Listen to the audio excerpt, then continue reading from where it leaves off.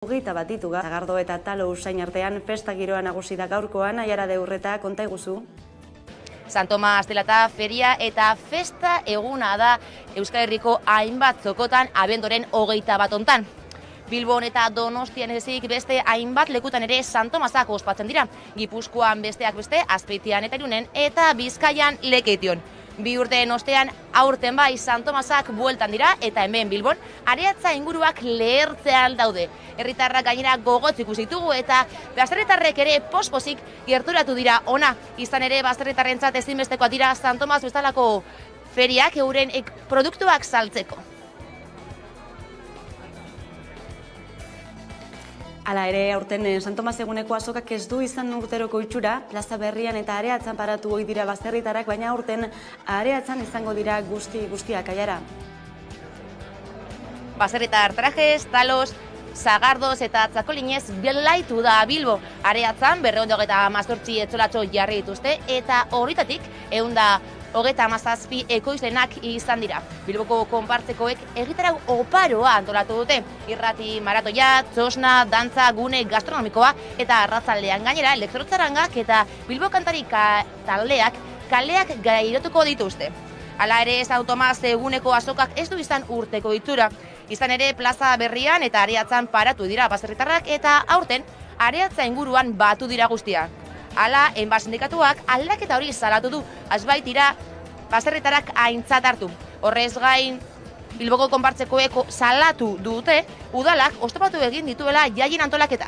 Nera eguraldi ona daukagu eta dana primeran, dana joan da goizetik eta dana prestatzen eta joan gara eta pozik, jendea etortzen da alaitzu eta baina bai egon dela aputxu bet, bai ez gurekin bagarri baizik eta talogileekin eta dana dalakoekin egon da holako naste borraste bat eta jendea ez dago bat ere kontent, oso haserre dago, nolabait.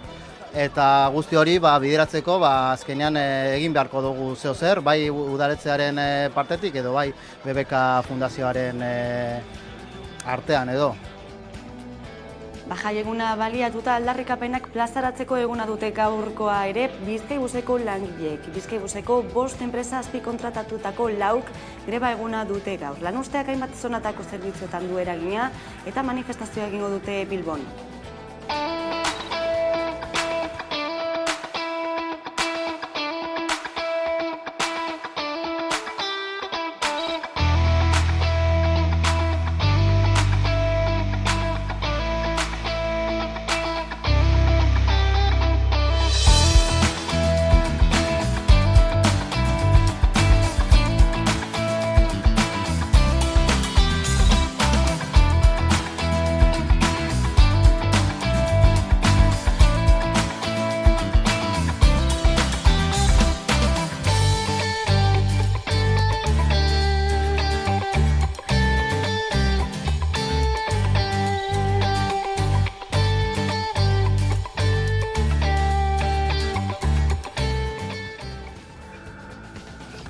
Beste 2 greba egun deitu dituzte Amazonen Trapagarango zentro logistikoan hain zuzen olentzero iritzi bezperan. Lab sindikatuak abenduaren 22an zuen bihar eta etzirako greba egitera deitu ditu langileak. Hitzarmen propioa eskatzeko bestak beste.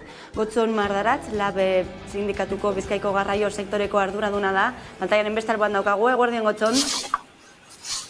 Kaixo, eguerdion. Salatzen duzuenez, besteak beste, Amazoneko langileek ez dute hitzarmen propiorik. Lan baldintzak ere oso prekarioak dira eta aldi baterako lan enpresen bitartez betetzen dira gaixoaldi guzti horiek. Hainbat eta hainbat aldarrikapen horiek besteak beste nolakoak dira Trapagarango Amazoneko langileek dituzten lan baldintzak? Zorretzarrek lan prekarietateak nahi bezala dabil Amazonen adibide pilo dekogu.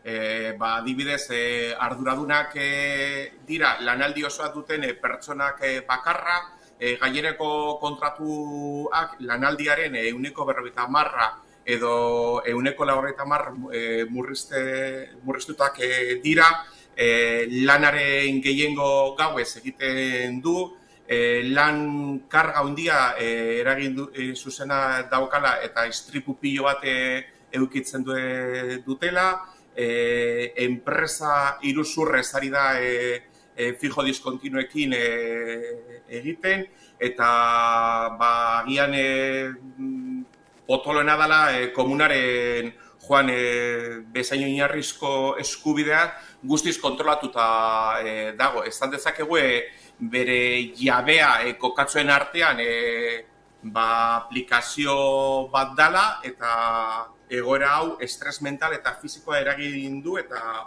horrelako langile osasun arriskua jartzen du estres eta antsietate eragindako patologiarekin. Baina prekarietatea Amazonen inguruan non nahi topa dezakegu. Azpikontratetan prekarizazio maila hori zoritzarrez igotze dutela. Estatutuko mesularitza hitzarmen kolektiboa erabiltzen dute, lanbideen arteko gutxieneko soldata kobratzen dute eta autonomo faltsu eta ETT-en bidez kontratatzen dutela. Baina hori gutxi balitz, langileak legez kanpoko legapen ari dago eta horrek are gehiago prekarietzatzen du lan harremanak. Adibidez, Amazonek ordutegiak ezertzen dizkie eta Amazonek bebai zigorra jartzen dizkie subkontrataren langilei eta Amazonen lan egiteko bere aplikazioak behartzen ditu bebai kontrolatzeko. Ez dakitzen bat denbora dugun elkarrizketarako, baina uste dut, adibide pilo dekogu entzulei ulertzeko nola den posible Jeff Bezos gizadiaren historiako gizonik aberaztena da eta nik esango nuke oso argi dela. Langile klasearen esplotazioaren esker, ingurumenaren eragin esker eta bere ingenieria fiskalaren esker. Hori da Amazonen zer den prekarietatea Amazonen borobil batean, eta batean. Bai, jakina da, ez da, Amazon bezalako erraldoi batik zenolako langileen eskubide urraketak egiten dituen, ez gurean bakarrik munduan zehar, zuk ere zerrenda luzea aipatu eta azaldu duzuna, eta hala ere, aurreko hilabetean Black Friday delakoan egindako greba izan zen, Europan lehena, zenolako irakurketa egiten duzu? Gure irakurketa oso argi dago. Labek Amazonen duen atal sindikala historia egiten ari da, sindikatu nagusia gara, Labek eskaintzen duen antolaketa eta borrokaren eredua bat egiten dute langileak eta egia esateko horrelako enpresa batean lan gatazka sortzea ez da bat ere erreza, baina plantillaren energiarekin eta langileak inoiz baino lotuta dagoenez, uste dugu dana dela posible. Adibidez, ez aipatu duzuen moduan, joan den Zindebermondei 24 orduz jarduera erabat gelditu zen eta 300 furgoneta baino gehiago geratu ziren aparkalekuan atera barik. Uste dugu antolakuntza eta borrokaren bidez dana dela posible eta hori da gure irakurketarik potoloena. Eta horren ildotik bihar eta etzirako deitu dituzuen mobilizazio eta greba egun horiek, ez dituzue hausaz erabaki gainera egun horiek, ezta? Bai, bihar eta etzi 3. eta 4. egunak izango dira, eta beti, zuk esaten duzu moduan, beti aukeratzen dikutugu pakete gehiago dauden datak, Zibermondai lehen aipatu duen bezala edo Gabonak esaterako. Zuek kontuen hartzeko, datozen 2 egunetarako 50.000 pakete inguru iretsiko dira Trapagaranera. Así que gomendio bat edo Maridomingi eta Olentzerori eta Galtzagorriari mezu bat bidali nahi diogu. Guk argi dugu borroka sindikala funtsezkoa da lan baldintzak duintzeko, baina kontsumo eredua birpentsatu behar dugu eta ezinbestekoa dala. Así que mesedez pentsu birritan eta kontsumitu zure auzoan. Uste dugu auzoko merkataritzan ez duela arazorik izango entregarekin. Mezu horrekin agurtuko gara, Gotxon Mardaratz, ezkerrik asko. Bai, ezkerrik asko zuei. Eta bestalde ekonomiarekin jarraituta Bizkaiko metalgintzako korapiloak askatu barik jarraitzen du. Hala ere, beste aukera bat dute sindikatuek eta patronalak lan hitzarmenaren negoziazioan. Gehiengo sindikalak konpromiso hartu du beste eskaintza bat aurkezteko. Bizkaiko metalgintzako korapiloak askatu barik jarraitzen du. Hala ere, beste aukera bat dute sindikatuek eta patronalak lan hitzarmenaren negoziazioan. Espero duguna da, zeben beste jarrera batekin etortzea.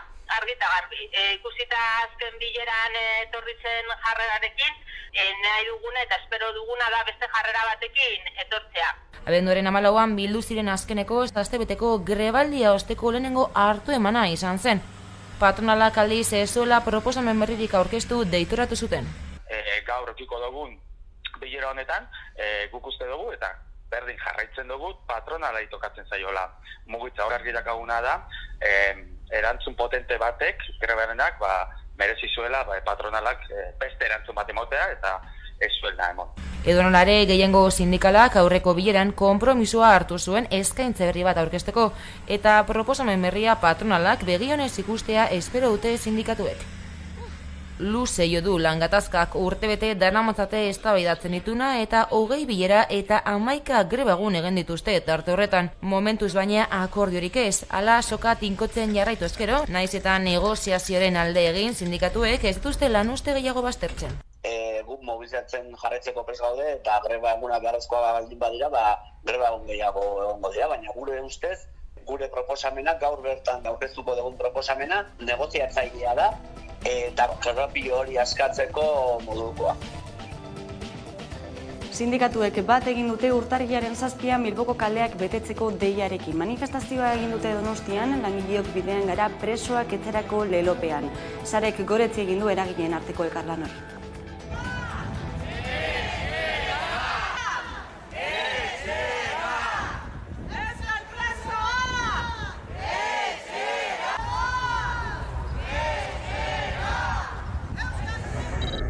Gaur hemen Donostin sindikatuekin bildu gera, garrantzitsua iruditzen zaigulako, pauso positiboak ematen ari diren honetan ere, oraindikan, salbuespen legedi hau bertan bera geratzeok, elkarrekin parte hartzea, elkarrekin lan egitea, elkarrekin mobilizazioak antolatzea, eta garrantzitsua iruditzen zitzaigun ere bai, gabonek kontestu hauetan, eta urtarrilaren 7ari begira ere, Donostian mobilizazio hau deitzea, eta, jakin badakigu, oraindikan, Espainiako kartzeletan 13 preso geratzen dira Euskal Herriratzeko, baina salatu nahi duguna da, gradu profesioen ibilbidean, oztopoak aurkitzen ari direla etengabe, legedi arrunt hori praktikan jartzeko, preso asko dira 3. graduan beharko luketenak, eta 3. graduan daudenak ere bai, aurrera egiteko, oztopoak etengabekoak dira, eta asko 2. gradurako erregresioa eta kartzela bueltatzeko agindua izan dute, eta beste preso batzuk oraindik horren zail ere badaude, beraz, egoera horren larritasuna.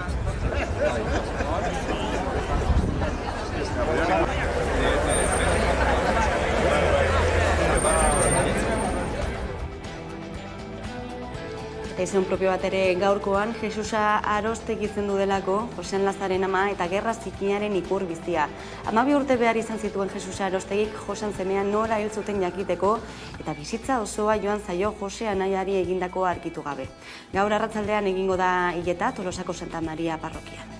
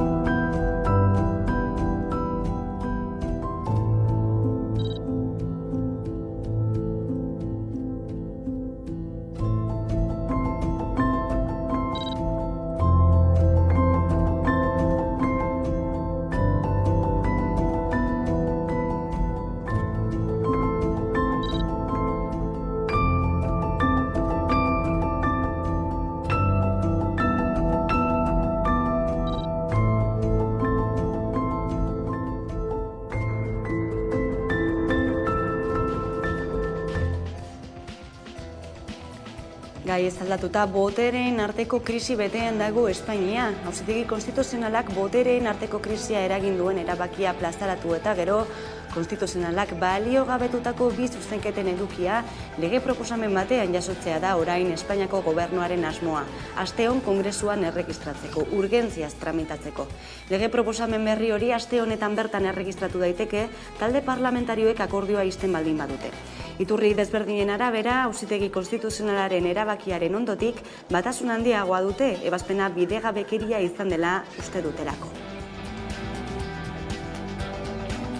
Eta nazioartean Peru izan da azken asteotako albiste, Pedro Castillo presidente ohia atxilotu zutenetik protestak eta tentzioa areagotu besterik ez delako egin, estatu kolpe leun bat bizi izan du herrialdeak, parlamentutik eginikoa, eta bero satruzteki nazioarteko kazetariak emango dizigu gertatutakoaren gakoak.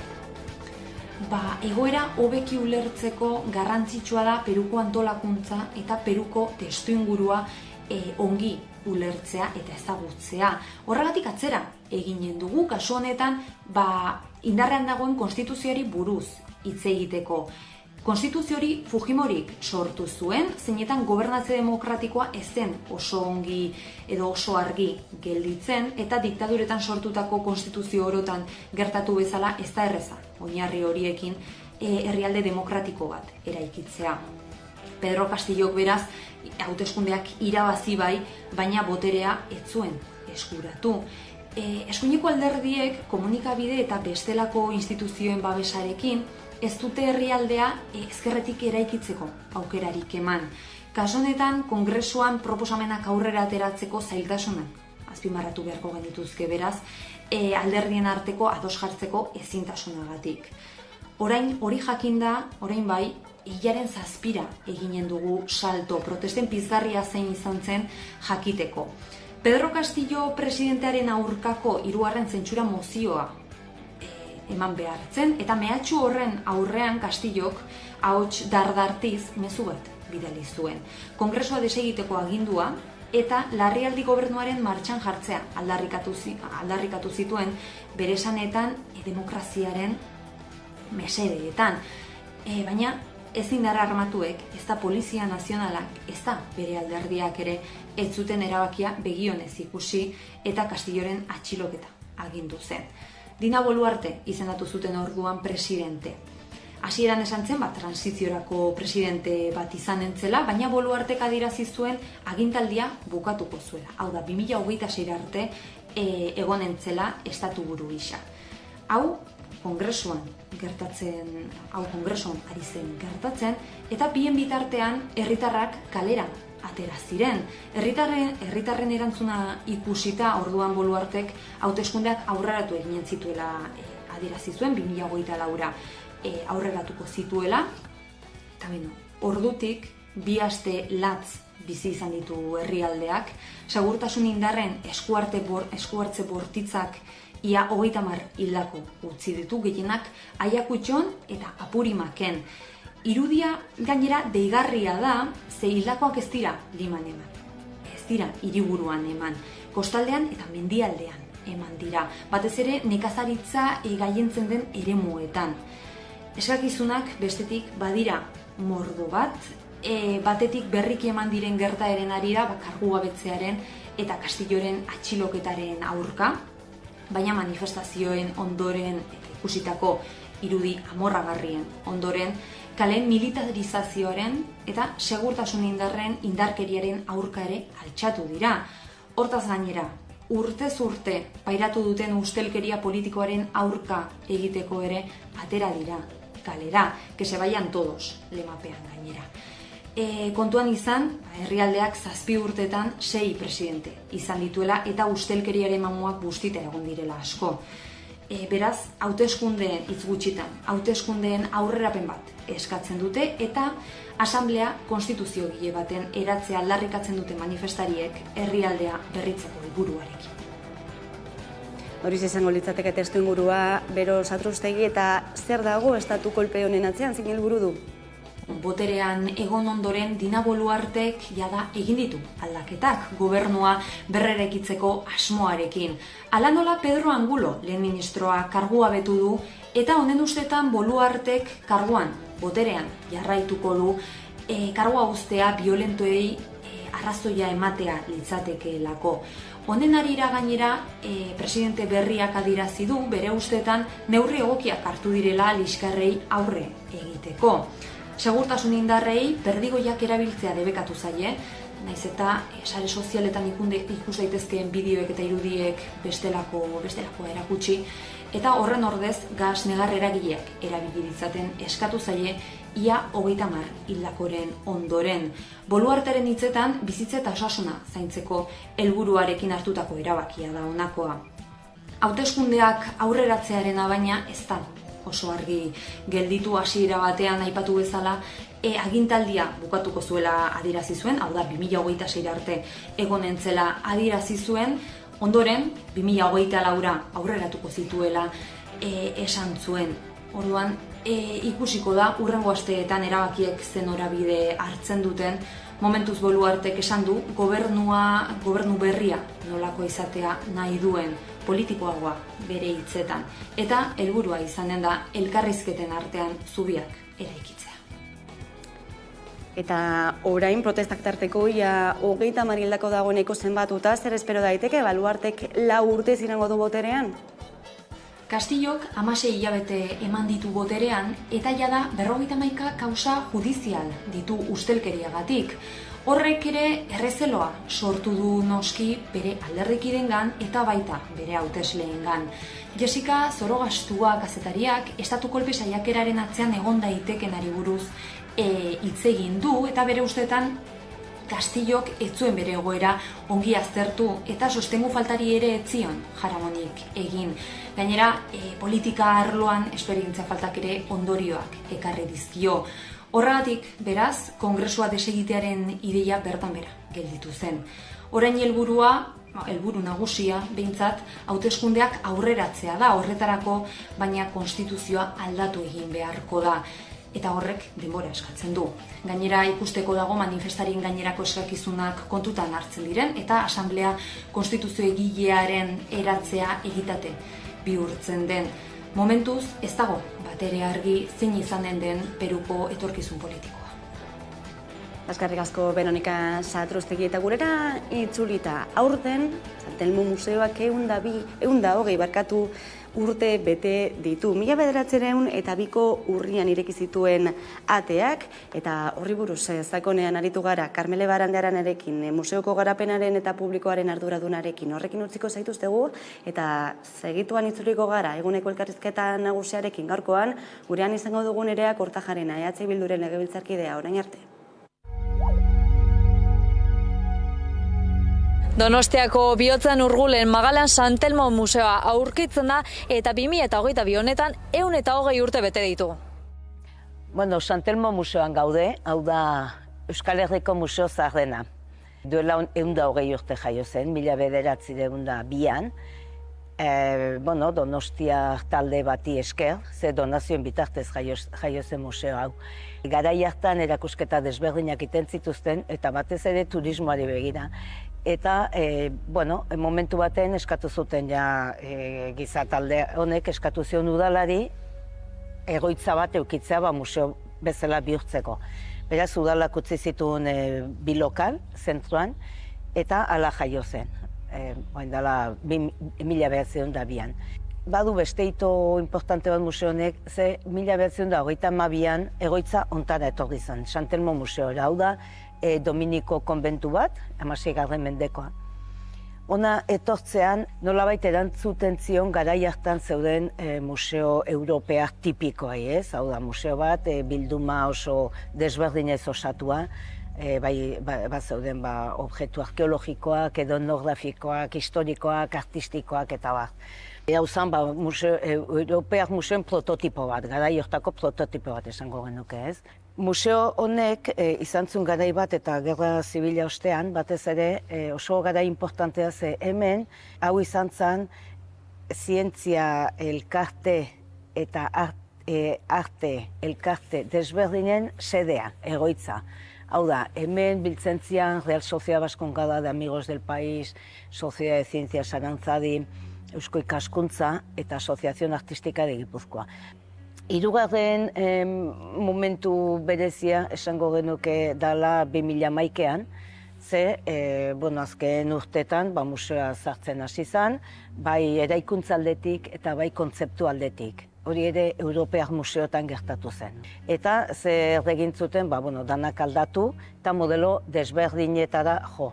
Gure kasuan, Santelmok erabakizun Euskal Gizartearen museo, bezala bihurtzea. Honek zer desan nahi du, erakusten da, ze izan den Euskal Gizartearen historia, horre historiatik aurrera, eta ze ardura edo preokupazio ditun gaur egungo gizarteak gaur eta etorkizunari begira. Ibilbide hortan ikus daiteke iragana ze lotuta dagoen gaurkotasunarekin ere bai. Ze iraganean gertatzen zian gauzak, hau da, balearen arrantza, hitz egiten dugu arrantza modu batez, ekonomia konkretu bati buruz, eta horrekin hitz egin dezakegu gaurko ekonomiari buruz, eta ze gizarremanak eta egon zitezken garai hortan edo garai hontan ere, ez? Ibilbide guztian, erreferentzia daude iragana eta gaurkotasunari begira. Eta gero horrekin lotzen dugu ere gure hausnarketak etorkizunari begira. Santelmon ibilbidean ikustenean gai guztiak beti erreflejoa dute ere dinamiketan. Orduan, ikus dezakezu nun hasi zen bizitzen, Euskal Gizartea, ze pentsamendu espiritualak zituen, ze ekonomiatan bizi zen erromatarrak etorri zianean. Santelmoko ibilbidean ezagutu ditezke zeintzuk izan ziren Euskal Gizartearen erronkak garatu alizateko denboraren zehar. Eta ikusten dugu erronka horiek izan ditezkela gaur egun ere dauden erronka asko bezala. Gaur egun hitz egiten badegu klima aldaketari buruz, hor ikusten dugu ferrerietan eta balantzeko nola lantzen zuten paisaia eta nola mozten zituzten zuhaitzak adibidez. Balearen arrantza ikusten badegu, hitz egiten ari gea ekonomia mota batetaz, eta nola aldatu izan dan, eta arrantza nola aldatu dan historian zehar, eta gaur egun ditugun zehar erronkak arrantzarekin, eta ikusten ditugu ere gerra zibilak, bai 19. liberal eta karlisten gerra, eta Frankoren gerra zibilarekin, gauza asko ere alderatu ditzakegu gaur egungo errealitatearekin.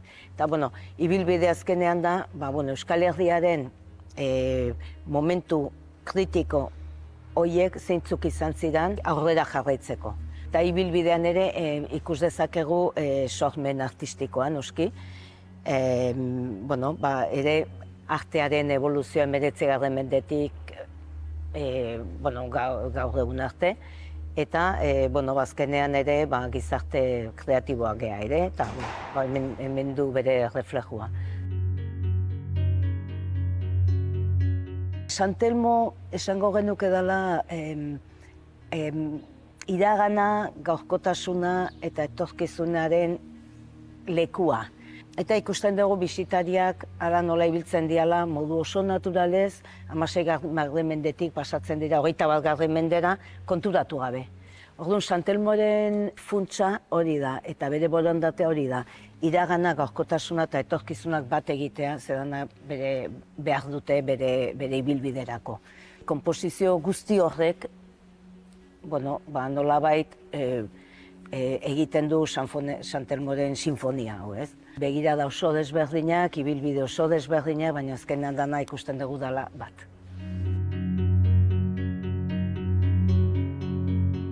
Azpimarratuko nuke baita ere argazki liburuen bilduma. Hori liburutegian dago eta edo horretorri diteke ikustea. Bilduma hau Gabriela Zendoiaren deposito bat da, eta irekita dago jendeak begiratu alizateko. Oso kuriosoa da, hemen ere berriro ere lotzen dugu artea edo espresio artistikoa gaur egungo errealitateekin, ez? Argazki liburua azken finean hori da. Argazki gintzaren bitartez eta literaturaren bitartez bidai bat kontatzea edo sentimendu bat edo espresio pertsonal bat ere. Santelmoren ezaugarrietako bat da konplexutasuna, bai kolekzio aldetik, bai eraikuntza aldetik, eta diversidadea. Hemen gauza asko kabitzen dira, kolekzioak oso desberdina dira, baina jarduerak ere bai, eta publiko motak ere bai. Baina, batez ere, Gipuzkoa eta Donostiaren museoa da. Hemen danok lekua aurkitzen dute, bai bisita bat eginez, o paseatuz, edo konferentzi batea etortzen, edo erakusketa bat dastatzen. Eta turismo publikoarentzako oso museo aproposa da, ze askotan bai bisita liburutan idatzita, edo bai rezepzioan beraiek zuzenean esan da, kanpoko jendea etortzen denean eta San Telmo ezagutzen duenean, askok eta askok esaten dute, orduan ulertzen dut zer den euskal gizarte edo kultura hori. Orduan, hemen nolabait ematen dira, hemengo lurraldeko referentzia oso ona, ez da? Eta gero, baditugu publiko oso desberdintzu, eskola publikoa hori badago, eta gero talde sozial edo talde inklusiboak esaten dugunak, gero eta gehiago etortzen diana, zen museoak ere, oso aukera desberdinak anitzak ematen ditu modu batera edo bestera ezagutzeko museo bat. Zintzilariekin ere bat gaude, eta bai artistekin ere bai, eta publikoa ere anitza da, eta lehen esan bezala museo oso komplexua eta diversoa danez, gure publikoa ere da oso diversoa.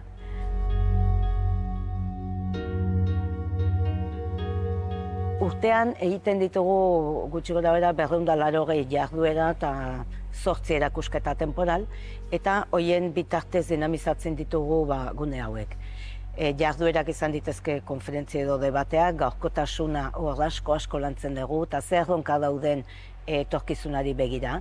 Daramago 10 urte kanbio klimatikoari buruz hitz egiten, edo feminismari buruz, edo giza eskubidei buruz, edo migrazioari buruz, eta hor ikusten dugu, eguneroko edo gaurko museo badala, eta aportazioak ere egin ditzakegula. Hemen importantena da, jendea etortzen denean museora, nolabait sartzea modu batez eta ateratzea beste moduz, ez? Eta ateratzea igual galdera batzuk eginez bere buruari. Hori da San Telmoren arrakasta. Amaitzeko, San Telmoren leloa zatozu gana da. San Telmo zure museoa da, gure museoa da, zure gunea da, zure lagunekin etortzeko lekua da, edo norbait berri ezagutzeko lekua da, edo zerbait berri ezagutzeko lekua da. Inbitatzen zaitugu San Telmora etortzea, ze San Telmo zuzea.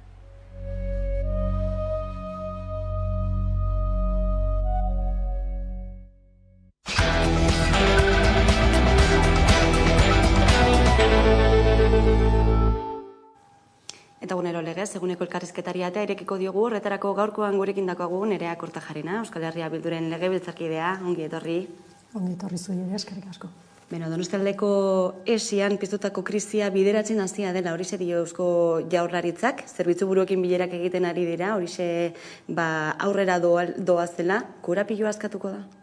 Ez, esango nuke ezetz. Esango nuke bilera izan da ere, esnatzean elefanteak hor jarraituko duela. Ze, egia da, Donostialdeako esian piztu den sua oso su ikusgarria izan dudala, eta zarata handia eragin duena, baina esango nuke hemen arazoa lehenagotik ere badatorrela, honek izan du horrelako esplosioa, baina, klaro, bilera batek honek horrelako egoerak ez ditula konpontzen, ez?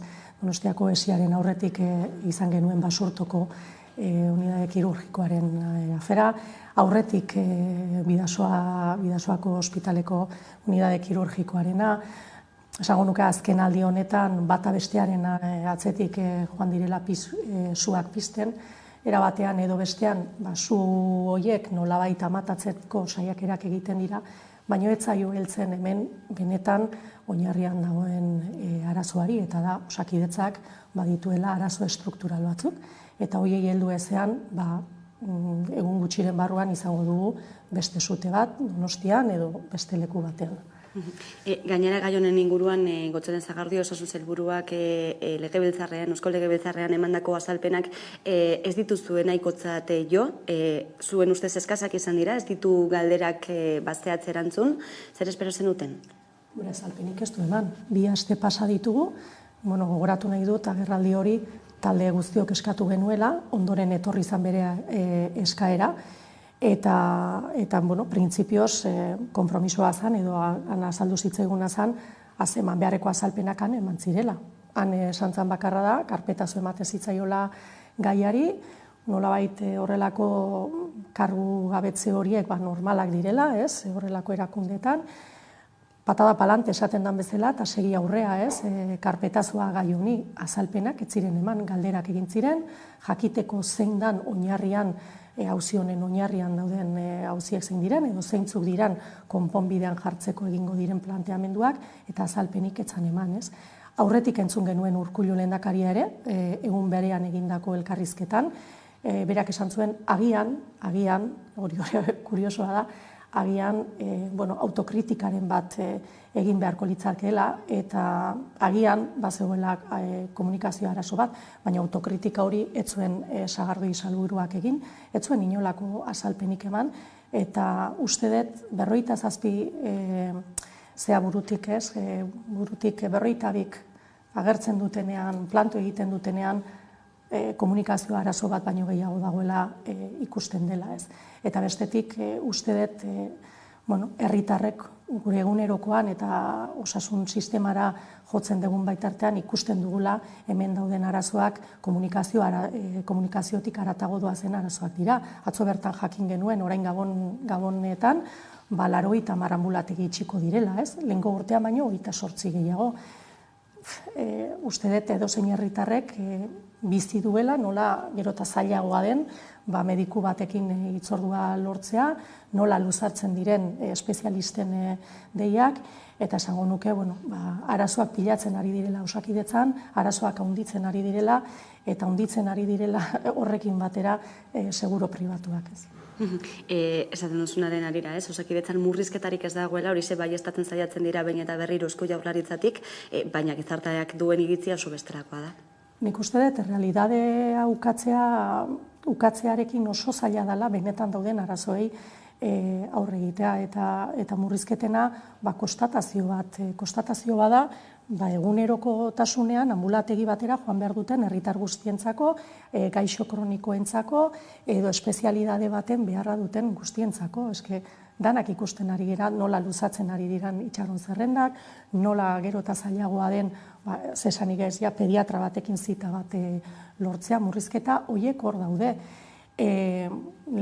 Entzuten nuen, atzo bertan uste hemen EAJ-ko kide bat izan duzala, eta esaten zuen urtetik urtera aurrekontuak handiagoak dira, nik justo atzo ariketa hori egin nuen eta ikusi nuen nola konparaketa egiten baldin badegu 2022 eta 2023ko aurrekontuen artean badagoen igoera bat, baino aztertzen baldin badegu Jaurlaritzak benetan gastatzea aurre ikusita daukan dirua 2022an, denboraren poderioz ematen diren kontuen inguruko gastuei erreparatuta, konturatuko gera 221 milioi gehiago gastatu direla 2022an, 2023rako aurre ikusiak dauden kantitateak baino, ez?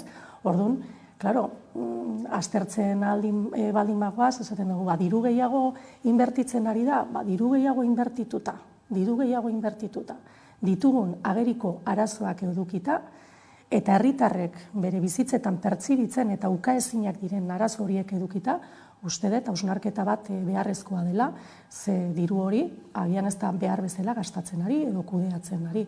Hemen nik uste dut badirela bi arazo oso nabarmenak direla. Batetik, Gotzone Sagarduik bere garaian uda aurretik iragarritako kultura aldaketa hori gauzatzen ari dela, eta kultura aldaketa hori eufemismo bezala erabili zuela, baino privatizazioetaz hitz egiten zuela, desmantelamentu batzuetaz hitz egiten zuela, murrizketaz hitz egiten zuela, eta hori ikusten ari gera nola egunerokostasunean, arreta gunetako ordutegiak murrizten direnean, edo orain bezala ez, ambulategiak itxiko direnean ikusten dugu nola gauzatzen ari den hori, eta daukagula gobernantza eredu oso vertikal bat hartzen diren erabakiak, eta berdin du hemen gainuntzeko gaietan aditu eta aritu direnek esaten dutena, ez?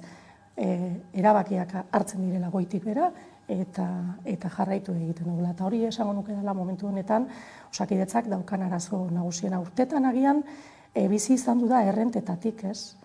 Baino gauzik edo diamantik onena ere zaintzen espaldin bada, eta beharrezkoak diren aldaketak eta inbertsioak egiten ez badira, eta garai berrietara egokitzen ez badira, danak bukatzen dute balioa galtzen, ez? Eta esango nuke badala garaia, Osakidetzak dituen benetako arazo hori heltzeko, autokritika egiteko, profesional horiekin esertzeko, gogoratu nahiko nuke bain gutxi, txalotu egiten genitula, balioan jartzen genuela bere lana, dana zala eskerrona, eskerron hori bilakatu dadila entzute ariketa bat, bilakatu dadila autokritika, eta jarri gaitezen ja, Osakidetzak benetan muinean dituen arazo horien konponbidean, osasun publikoa dagoelako jokoan. Bihar zuzen onartuko dira EAeko aurrekontuak, PSeren eta EAJaren gehiengo osoarekin, Euskal Herria Bilduk zer bozkatuko du? Kontra, ze aurrekontu hauek, nik uste dut, gobernua ez dala momentua ondo irakurtzen ari. Osakidetzarekin gertatzen den bezala hainbat alorretan ditugu disimula edo makilatu ezin daitezken arazoak, ez? Gazten emantzipazioari dagokionean, lehengoan ikuste genuen, ez? Emantzipazio Europakoa, emantzipazio adinik altuena dugu. Ikusi dugu nola 10 urtean izugarri aldatu gutxitu diren gazteen soldatak, ez? Eta ikusten dugu baita ere gazteek beren soldaten 80% bideratu behar dutela etxebizitza bat erostera. Eta horren aurrean planteatzen zaiguna da, neurri izar bezala planteatzen zaiguna da, pentsatzen ari diren neurri bat. Etxebizitzari dagokionean ere, uste dut, izugarrizko igoera baten aurrean gaudela, eta ez dakiz zer gehiago gertatu behar den, prezioak ikusita, ulertzeko, erabakiak hartu behar direla eta neurriak hartu behar direla etxebizitzaren prezioari muga bat jartzeko, eta hori bestela beste hainbat arlotan, ez? Eta aurrekontu hauek ez diote egoera horri erantzuten. Nolabait hemen irudidu berdin dela ze pasatzen den herri honetan, pandemia bat edo inflazioak eragiten duen krisi izugarri bat, aurrekontuek beti jarraitzen dutela eskema berdina, ez? Eta hemen araua dela disiplina presupuestarioa mantentzea, ez? Eta egoera horretan aurkeztu zaizkigu aurrekontu batzuk oso kontinuistak direnak eta oso konservadoreak direnak, eta gainera aurkeztu baino lehenago kadukatuak jaio direnak, ez? Ze ikusi genuen aurkeztearekin batera sailburu batek, Arriola sailburuak, esan zuela, berak garraioan ematen ziren deskontuak mantentzearen aldeko autua egingo lukela, eta gainera aurrekontuetan bazegoela margena, ez? Ikusi genuen beste sailburu bat aurrekontuetan ez zegoen neurri bat iragartzen aurrekontuak aurkeztu eta astebetera, ez? Horrelako gauzak ikusi ditugu prozesu honetan. Eta ikusi dugu baitaren nola Jaurlaritza gero ibili behar izan duen negozia ezin diren zenbait gauza, aurrekontu horietan zuzenketak egin ahal izateko, ez? Hauek kadukatuak jaiotzen diren aurrekontu batzuk dira, aurrekontu handienak bertzela iragartze zaizkigunak, lehen urtean gastatu denaren gastatutakoa baino txikiagoa da, 85 milioi gehiago ejekutatu da urtean zehar, oraingo aurrekontua baino. Beharrak agerian dago goraka egiten ari direla, ikusten ari era Osakidetzan, etxebizitzan eta hainbat alorretan. Dirua badago, remanenteak potoloak ditu, rekaudazio rekorren aurrean gaude, arau fiskalak erorita daude Europan aurten, ez? Ematen dirako elementu oso importanteak benetan duguna egoerari politika publikoetatik erantzuteko. Eta falta da elementu garrantzitsu bat, eta da ambizioa eta lidergoa. Eta hori egonezean, ditugun arazoi erantzunik ez diete emango aurrekontu hauek, eta guk horregatik ezezko bozka emango dugu, hortaz aparte dago, prozesua nola burutu den eta ze borondate egondu diren negoziaketa baterako. Biharkoan ere onartuko da, diru sarrerak bermatzeko errentaren erreforma hori, Elkarrekin Podemos eta EAJaren babesa izango duena. Euskal Herria Bildu abstenitu egingo da, zein iritzi duzue beraz honi buruz? Guk abstentzio kritiko batera joko dugu, guk uste dugu hortan ere aukera bat galdu dugula, ez? Ze momentu honetan, bagenuen aukera bat, edo guk behintzat, perspektiba horrekin heldu genion eztabaida honi, datorren hamarkada baterako gure babes mekanismoaren diseinu berri batera joateko, ez? Kontutan eukita, leheno esan bezala, pobrezia eta desberdintasun sozialen poltsak handitzen ari direla, zaurgarritasuna ere zabaltzen ari dira, diru-sarrerak bermatzeko errentari ezer kendu gabe ikusi dalako ahuldadea erakusten ari dela pobrezia kasuei erantzuteko eta honen intentsidadea ere murrizteko, eta batez ere transizio handiei erantzun beharko diegulako datozen urtetan horrek gure bizitzeko moduak eta gure ekonomia aldatuko dituelako eta horrek beste eskakizun batzuk ekarriko dituelako. Orduan guk uste denun, nolabait etorkizuna haustura sozialik gabe eraikitzeko beharrezkoa genula mekanismo hori zeratzea, ez? Epe luzerako perspektiba horrekin berdiseinatzea. Aurrean aurkitu dugu gobernu bat, segura asko planteamendu askoz ere etorkizunerako ikuspegi kamutxeago batekin aritu dena, eta batez ere klabe batekin aritu dena baita ere kasu honetan, eta da disiplina presupuestarioarena, ez? Orduan, hauek erabaki dutena da, eta azkenean Podemosen babesarekin erabaki dutena da, egun dagoen babeserako partida ez handitzea. Madridetik babeserako etorri den diru hori aurrezki moduan erabiltzea, eta hortzegon partida berdinan nolabait hobeto banatzea, ez? Baina finean bermatu dutena da gehiago ez gastatzea eta etorkizunean ere gehiago ez bermatzea, ez gastatzea. Eta guk uste genuna hau zala momentua, nolabait babesa zabaltzeko, hobeto babesteko eta kanpotik zetorren diru hori baliatzeko, esfortzu propioa mantenduz, ariketa hori egin ahal izateko. 116 emendakin aurkeztu genituen, nolabait legebiltzarrera etorri diren eragile guzti horiek gurera ekarritakoak. Ikusi dugu gainera nola prozesu honetan eta lege honetan leheno ezinezko ziren zenbait planteamendu jaso egin diren, eta horregatik badakigu egin diren beste planteamendu batzuk ere egingarriak direla, gauzagarriak direla eta beharrezkoak direla, baino ez zaie erantzun nahi izan. Eta, perspektiba horretan, gure erabakia izan da, abstentzio kritiko batera joatea, tamalez, diru-sarrerak bermatzeko errentaren sistema oso erasotua izan delako, eta herritarren iruditegi kolektiboetan, eraikia dagolako diru-sarrerak bermatzeko errentaren, eta honen onuradunen inguruko iritzi bat, urtetan gota malaiako estrategia batetik eskuinak elikatu duena, baina baita ere beste alderdi batzuk nolabait era zibilinoago batean ere elikatzen lagundu dutena, eta guk ez du babes sistema nolabait zalantzan jartzea nahi, uste dugu aukera galdu badala, baina herritar horiek eta onuradun horiek merezi duten errespetuagatik eta babesagatik, abstentzio kritiko horretara jo dugu, baina hori esan bezala guretzako hau aukera galdu bada. Beste lege bat, hezkuntza legea, horren zirriborroaren aurka greba egunak izan dira azken hilabetean, sindikatuek deituta nola jasotzen ari zarete legebiltzarkideek eragileetatik jasotzen ari zareten kritikak eta ekarpenak ere? Nik uste dut argi geratzen ari dena da lege honen bueltan edo hezkuntza sistemaren eraldaketaren bueltan interesa handia dagoela, ez? Ze, legebiltzarrean akordio guretzako importante bat erdiestea lortu zen pasadan apirilean, ikusi dugu nola eragile desberdinak etorri diren legebiltzarrera bere iritzia ematera, ikusi dugu baitaren nola sindikatuek langileen aldarrikapenak eraman dituzten kalera, ikusi ditugu ikasleak ere aldarrikapen horiek egiten, eta horrek guretzako ekartzen du konstatazio bat, eta da, badagola kezka bat herri honetan hezkuntza sistemaren inguruan, eta nolabait jendeak implikazio hori baduela horrekiko, ez? Eta guk bizi ditugu, iritzi guzti horiek, nik uste normaltasun guztiarekin.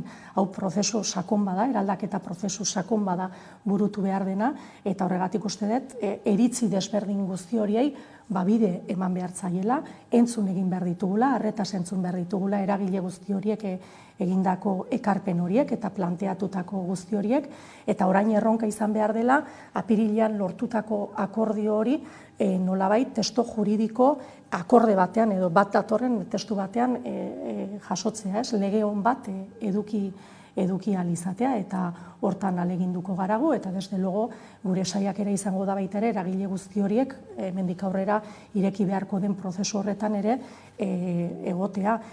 Adierazi dugu baita ere, aurkeztu edo ezagutu dugu, orain arte ezagutu dugun lege zirriborro horretan gure ustez bazirela zehaztasun falta batzuk, tartean adidez lege honen gakoetako bat izan behar duen, edo akordioaren gakoetako bada den hezkuntza zerbitzu, Euskal Hezkuntza Zerbitzuaren zehaztapenak falta genitula, eta uste dugu horiek zehatz mehatz egon behar direla, nolabait finantziazio publikoa jasoko duten zerak eskolek edo zehatz-meak ze arau bete behar dituzten jakin behar dela, segregazioaren kontrako neurri horiek legez arautuak egon behar dutela, bermatu egon behar dela euskalgintzako eta kultura arloko eragileek esaten duten horiek kultura transmisioan planteatutako horiek jasotzea, eta lurraldeen arteko barne lan hori egin ahal izatea ere bermatu egon behar dela lege horretan, eta hortan saiatuko gera gu hemendik aurrera irekitzen den prozesuan ere. Gezaldatuko dugu gaurkoa abenduaren 21 delako, San Tomas eguna, eta pandemiaren ostean ospatzerari delako egun handia Euskal Herrikoen bate txokotan, batez ere ekoizlentzat egun berezia da gaurko ez da. Gainera ekoizleek, orain lehen sektoreko ekoizleek bizi duten egoerarekin, uste dut baita ere badala beraien egoera eta beraien etorkizuna aldarrikatzeko egun bat ere ez. Ze horre indisimulableak diren egoeran artean lehen sektorearena dugu, oso egoera gordinean daude, eta gainera etorkizunera begira badakigu elikagaiekiko menpekotasuna handia dugula, eta lehen sektore horretan diharduten profesional asko eta askok erretiro hartuko dutela datorren hamarkadatan, eta hortan ere buru belarri aritu beharko ginak pentsatzen, ez? Bitartean beste batzuk segura asko festan egongo dira, festagiroko eguna delako gaur, egun oso polita, ni Donostiarra naiz, oso egun polita da, baina hori ere ezin asko. Inflazioa ere agian akaso ikusiko dugu gaurkoan, nabariko da gaurkoan ere. Nabaritzen dugu egunerokotasunean, ez? Eta horrelako egunak ematen direnean, beti ere ikusten dira, prezioen gorakada hori, gabon egunak datoz eta horrela egiten dira bestelako gasto bereziak eta ikusten ari gara baita ere, gure egunerokotasunean inolako lujorik hartu gabe nola garestitzen ari den bizitza, nola milaka herritarren segurtasun vitala hankaz gora dagoen, eta horregatik da hain importantea ere politika publikoetatik segurtasun sare horiek eraikitzea. Madrilera begirare jarri behar gara, egunotako krisi instituzionala piztu delako, hain zuzen auzitegi konstituzionalak horixe auzitegi konstituzionala berritzeko bide parlamentario hori eten duelako konstituzionalak berak, nola definituko zenuke gertatzen ari den guztia? Uste dut eskandaloa dela. Ez da berria, Euskal Herritarrontzat, Euskal Herritarrok bizi izan dugu guren eskubide, oinarrizko eskubideak zapalduak aurkitzea, eta horrekin gehiengo parlamentarioak ere aldatzea, ezagutu izan dute katalanek ere, baino horrek ez dio larritasunik, ezaguna izateak ez dio larritasunik entzen kontuari, eta uste dut, benetako eskandalo baten aurrean gaudela, ez? Azken finean, iraulgita dagoen epaitegi batek, gehiengo era demokratikoan, era legitimoan, aukeratutako gehiengo batek, onartutako lege baten tramitazioa eta azken bozka galerazi du. Uste dut, epaitegi hori bera, demokraziaren limitetatik kanpo kokatu dela, ez? Nolabait, herritarren erabakitzeko eskubide hori nolabait ere, zapusten da bide horretatik, edo uko egiten zaio, herritarrek era legitimoan aukeratutako ordezkaritza horrek hartzen dituen erabakia hori, eta hori oso larria da, ez? Ikusten ari gera Espainian nola demokratizaziorako egiten den saiakera orok sortzen du horrelako eskuin mediatiko, politiko eta judizialaren oldartzea, disimulo hori gabe defendatzen dituztela beraien interesak, eta horrek izen badu, eta da 2018ko regimena, eta esango nuke badala gereia, nolabait regimen horren hipoteka gainetik kentzeko, eta uste dugu honek eskatuko lukela erantzun bateratu bat, estatuko ezker plurinazionalaren aldetik ez. Bestalde, alor ekonomikoan ere Madrilen gutxieneko soldata igotzea proposatu du Yolanda Díazek, 46 eta 82 euro bitartekoa, neurri hori nahikoa izango da Euskal Langileentzat? Madriden erabaki hori hartzea oso importantea dela uste dut, baina egin berdinean importantea da ulertzea guk hemen erabaki beharko genukela gure gutxieneko soldata. Ze egoera sozioekonomikoa ez da berdina. Gogoratu nahi eta aurrekontuak adostu genituenean, edo gure abstentzioen truke aurreratera zirenean, hau izan zale espreski, adostutako elementuetako bat, ez? Gure egoera sozioekonomikoaren araberako gutxieneko soldata bat ezartzearena. Ze Madrideko gutxiengo soldatarekin hemen pobreziaren atalasatik bera egongo litzake langile bat. Beraz, uste dut, burujabetasunaz hitz egiten dugunean batzutan badirudi, batzuk esaten dute, no, horiek ez dira jateko kontuak, ez. Burujabetasunaz hitz egiten ari geranean, besteik beste horrelako kontuetaz hitz egiten ari gera, ez. Hemen, gure errealitate sozioekonomikora egokitutako gutxieneko soldata bat ezartzearen garrantziaz. Eta hori, Madriden garrantzitsua den bezala, hemen premiazkoa ere bada. Beste neurri batzuk ere, inflazioari eta prezioen igoerari muga jartzeko, oraingo honetan Europako batzordetik datorrena, gasaren prezioa mugatzeko akordio bat egin dutena, zein iritzi duzu hartzen ari diren horrelako neurrien aurrean? Bueno, nik uste dut kontu honen inguruan premiazkoa dela sektore hori interbenitzea. Importantea dela herritarron oinarrizko eskubide bat eta hitz egiten ari garela ulertzea, eta zentzu horretan importantea dela bide honetan hartu behar diren neurriak hartzea, eta batez ere herritarrok energiarako sarbidea bermatzeko egiten diren planteamenduak egitea eta gainera estrukturalak izatera. Uste hori oso importantea dela, ez da inbeste partxeak hemenan jartzea, baizik benetan hemen arazoaren muinera ere joatea, eta benetan energia prezio razonable batean, baina batez ere denontzako energia hori bermatuko duten neurriak planteatu ahal izatea. Euskal Herrira itzulita berriro ere ezin dugu aipatu gabe utzi asteburuak ekarri duena. Igandeko bertsolari txapelketa nagusi hori, Maialen Lujambio berriro ere txapela jantzita, 3 emakume holtzaren gainean ere, nola ikusi zenuen? Bueno, nik oraindik hemen dakat pulseratxoa ezin kenduan, bizitako emozioak ezin kendu.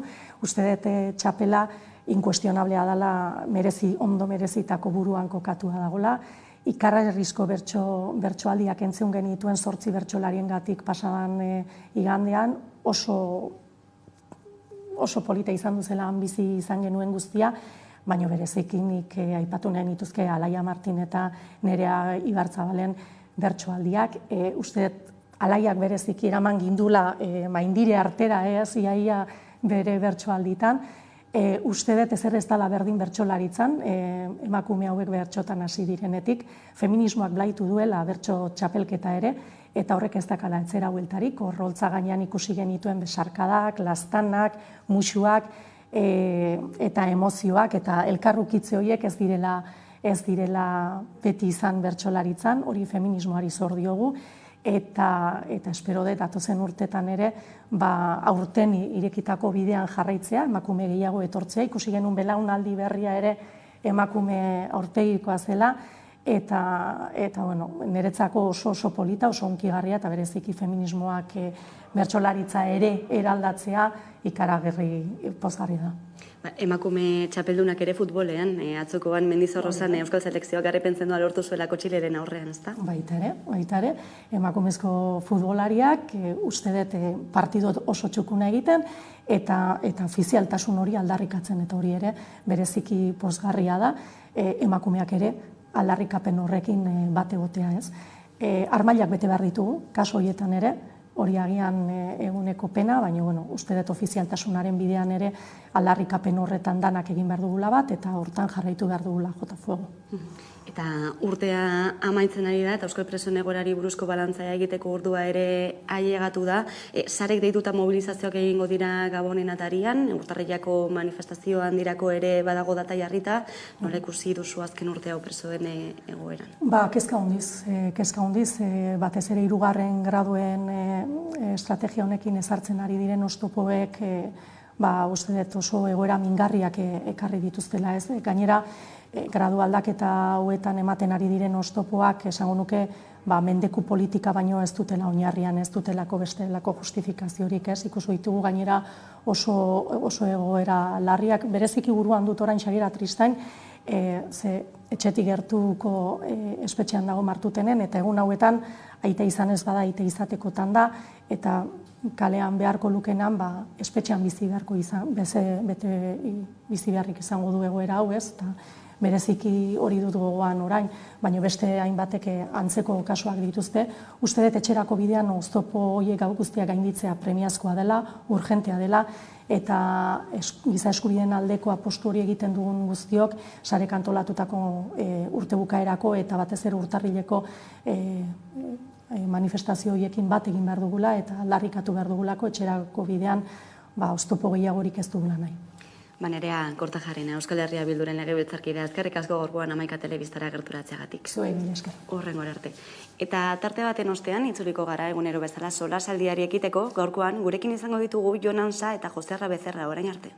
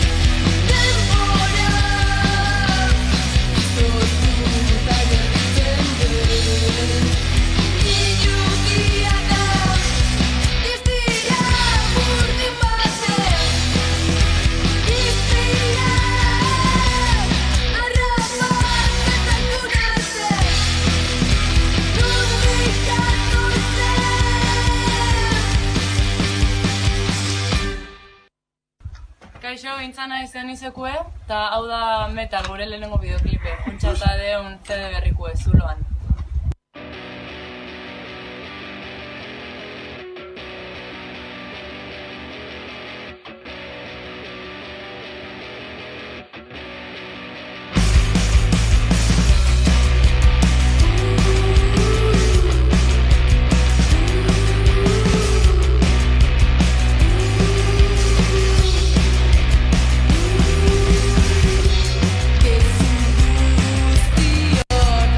Malditos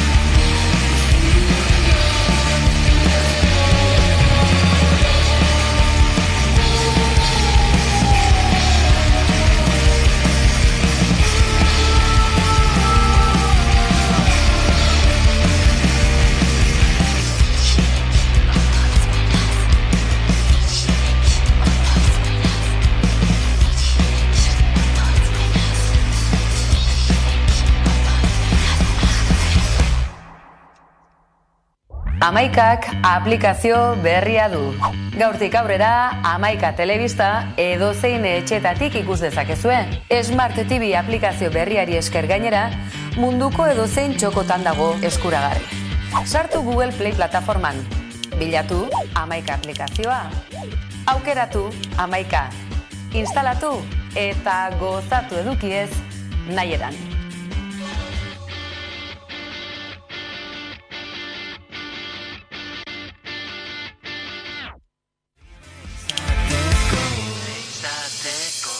Euskal Herriko aktualitatea ikusteko eta jarraitzeko beste modu bat da Amaika telebista. Eguneroko gaiak alde batera utzi gabe, itzalean direnei arreta eskainiz eta tartea emanez. Errealitatearen Amaika alde ikuspuntu guztiak kontuan hartuta. Gertatutakoa, zuzenean eta eskura. Noiz nahi, edonon eta euskarri guztietan gainera. Telebista egiteko beste modu bat posible delako. Euskaraz, gertutik eta konfiantzaz. Egin dezagun, bat izan, Amaika egin.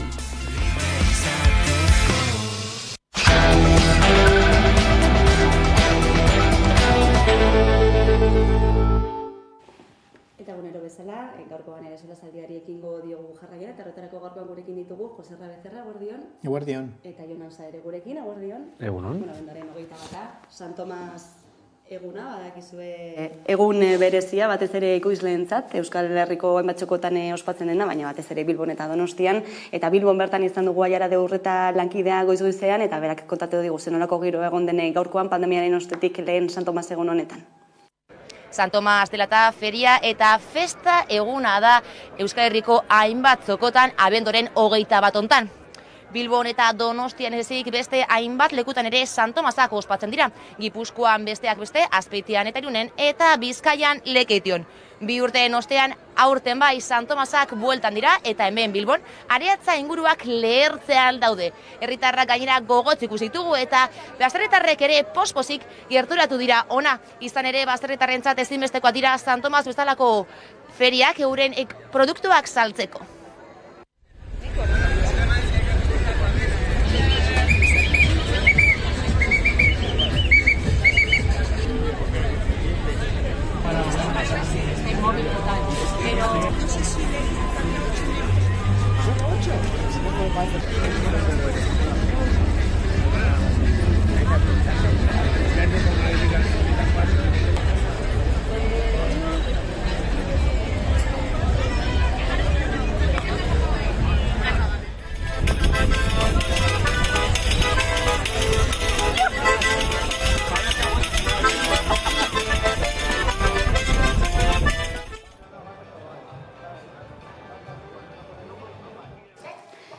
Ikusi dugu, zenolako giroak gaurko egunean, ez dakite planeatuta daukazuen gero kuku bat egitera hortik Bilbotik edo Donostiatik, talo bat jatera edo sagardoa probatzera. Nire kasuan pentsatzen dut ez. Ez animatuko, ez Jon? Bueno, nik bi jango ditut, nirea eta Joserraren. Hori da, aprobetxatu behar da, ez, horrelako egun batean. Baina batez ere ez, zenolako giroa, igertzen delako gogoak badaudela jai giro hori bueltatzeko ez, taloak jateko, sagardoa edateko, baina batez ere nekazarientzat ez, zenolako egun garrantzitsua den egun gaurkoa. Bai, nire ustez egun guztiak izan behar dira bereak, eta ez egun bakarra hiriaren erdian egoteko, baina, bueno, haientzat garrantzitsua baldin bada, eta haien salmentak ondo badoaz, ni posik. Ni ez naiz hurbilduko ez taloagatik, baizik eta, bueno, jendetza hori pizka bat agobiatzen dauelako. Bai, nik, bueno, San Martin eta Txerria hil behar da, ez da, hori da fetxa, eta gaurain San Tomas egunean, baserritarrak, produktua saltzera etortzen dira. Ni ados nago, azkenean, berez baserrian egunero ekoizten da, ez da, beraz egunero eros daiteke, baina egunero erosializateko baldintzak ere sortu behar dira, ez, askotan hitz egin dugu, prozesu hori azkenean, bihurtzen da zerbait oso logika gutxiko, oso irrazionala bihurtzen da gure lurrak ematen duena, hain garesti ezatea guretzat eta hain balintza txarretan iristea ekoizten duenari, lurra zaindu, eta garatzen duen. Beraz hor badago gauz asko aldatzeko, eta San Tomas egunak festa kolektibo handi bada, handi egia gean, batzuentzat, baina iruditzen zait horregatik haratago ezin dugula ere ondorioztatu, ez festa hori egiten dugulako, ja kumplitu dugula baserri munduarekin. Bain zuzen ere, gerturatu gara gaurkoan, baserritarrengana, euren iritzia jakiteko, eta noski jaigiroa bai, baina salaketa ere, eta kritiko agertu dira hainbat bizituten egoerarekin.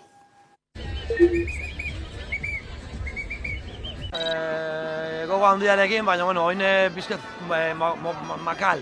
Moteltzu dago, oin salmentak, zaitu gara gauzak ondo apaintzen, eta espero dugu gaur salmenta honak izatea.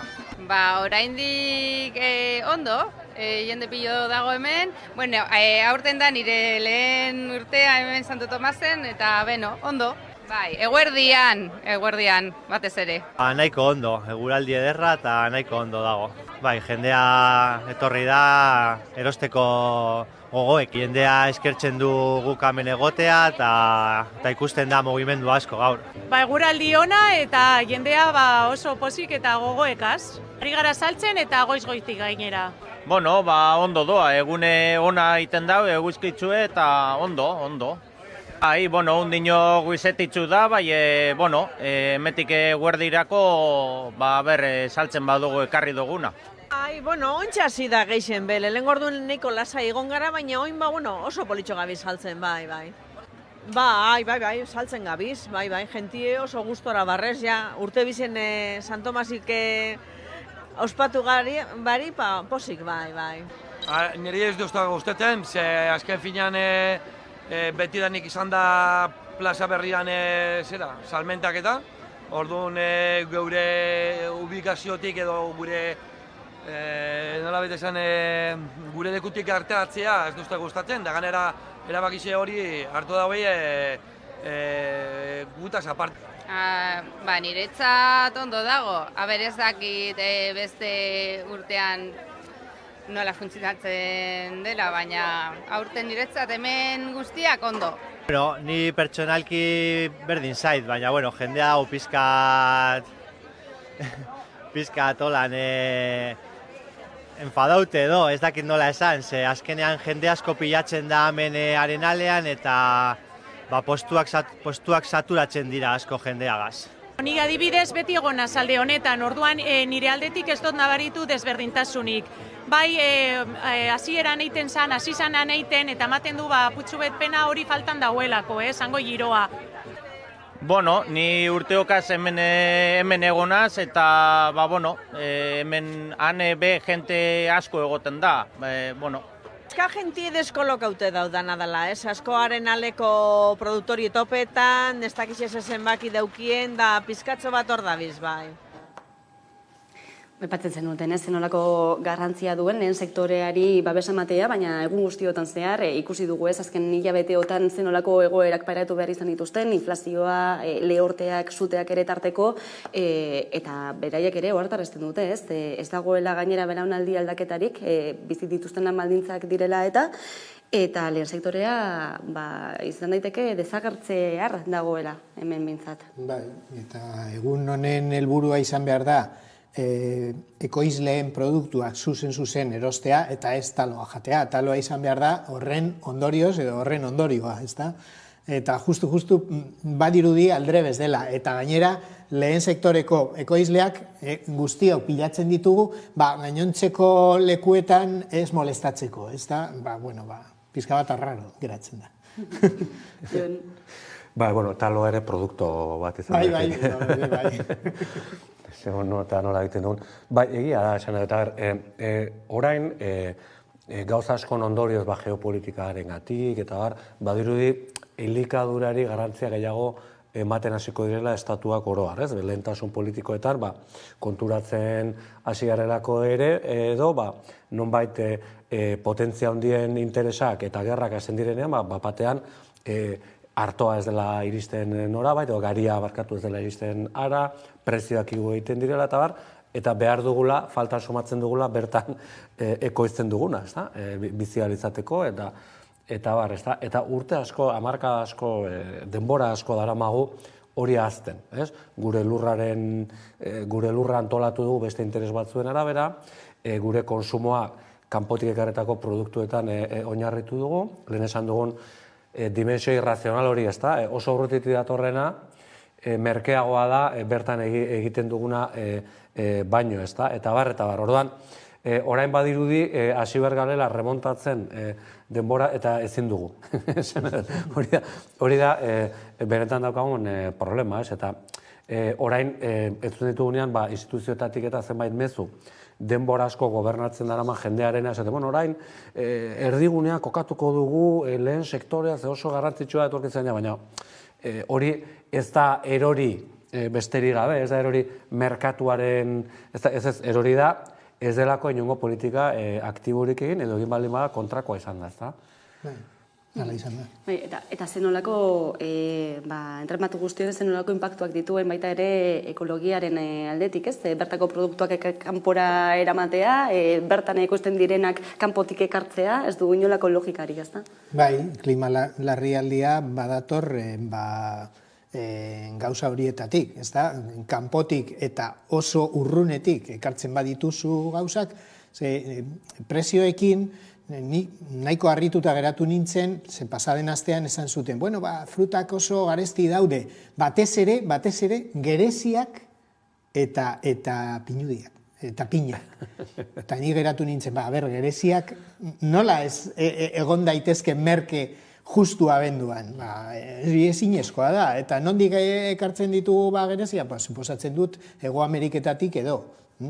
Orduan, ikuspuntu horretatik, ez da bakarrik klimaren eragina edo ingurumenaren eragina, baizik eta gure prezioetan nabaritzen dugula, munduko beste aldetik ekartzen dugula, eta hori ordaindu behar dugu, gasolinean edo erregaietan, ez da?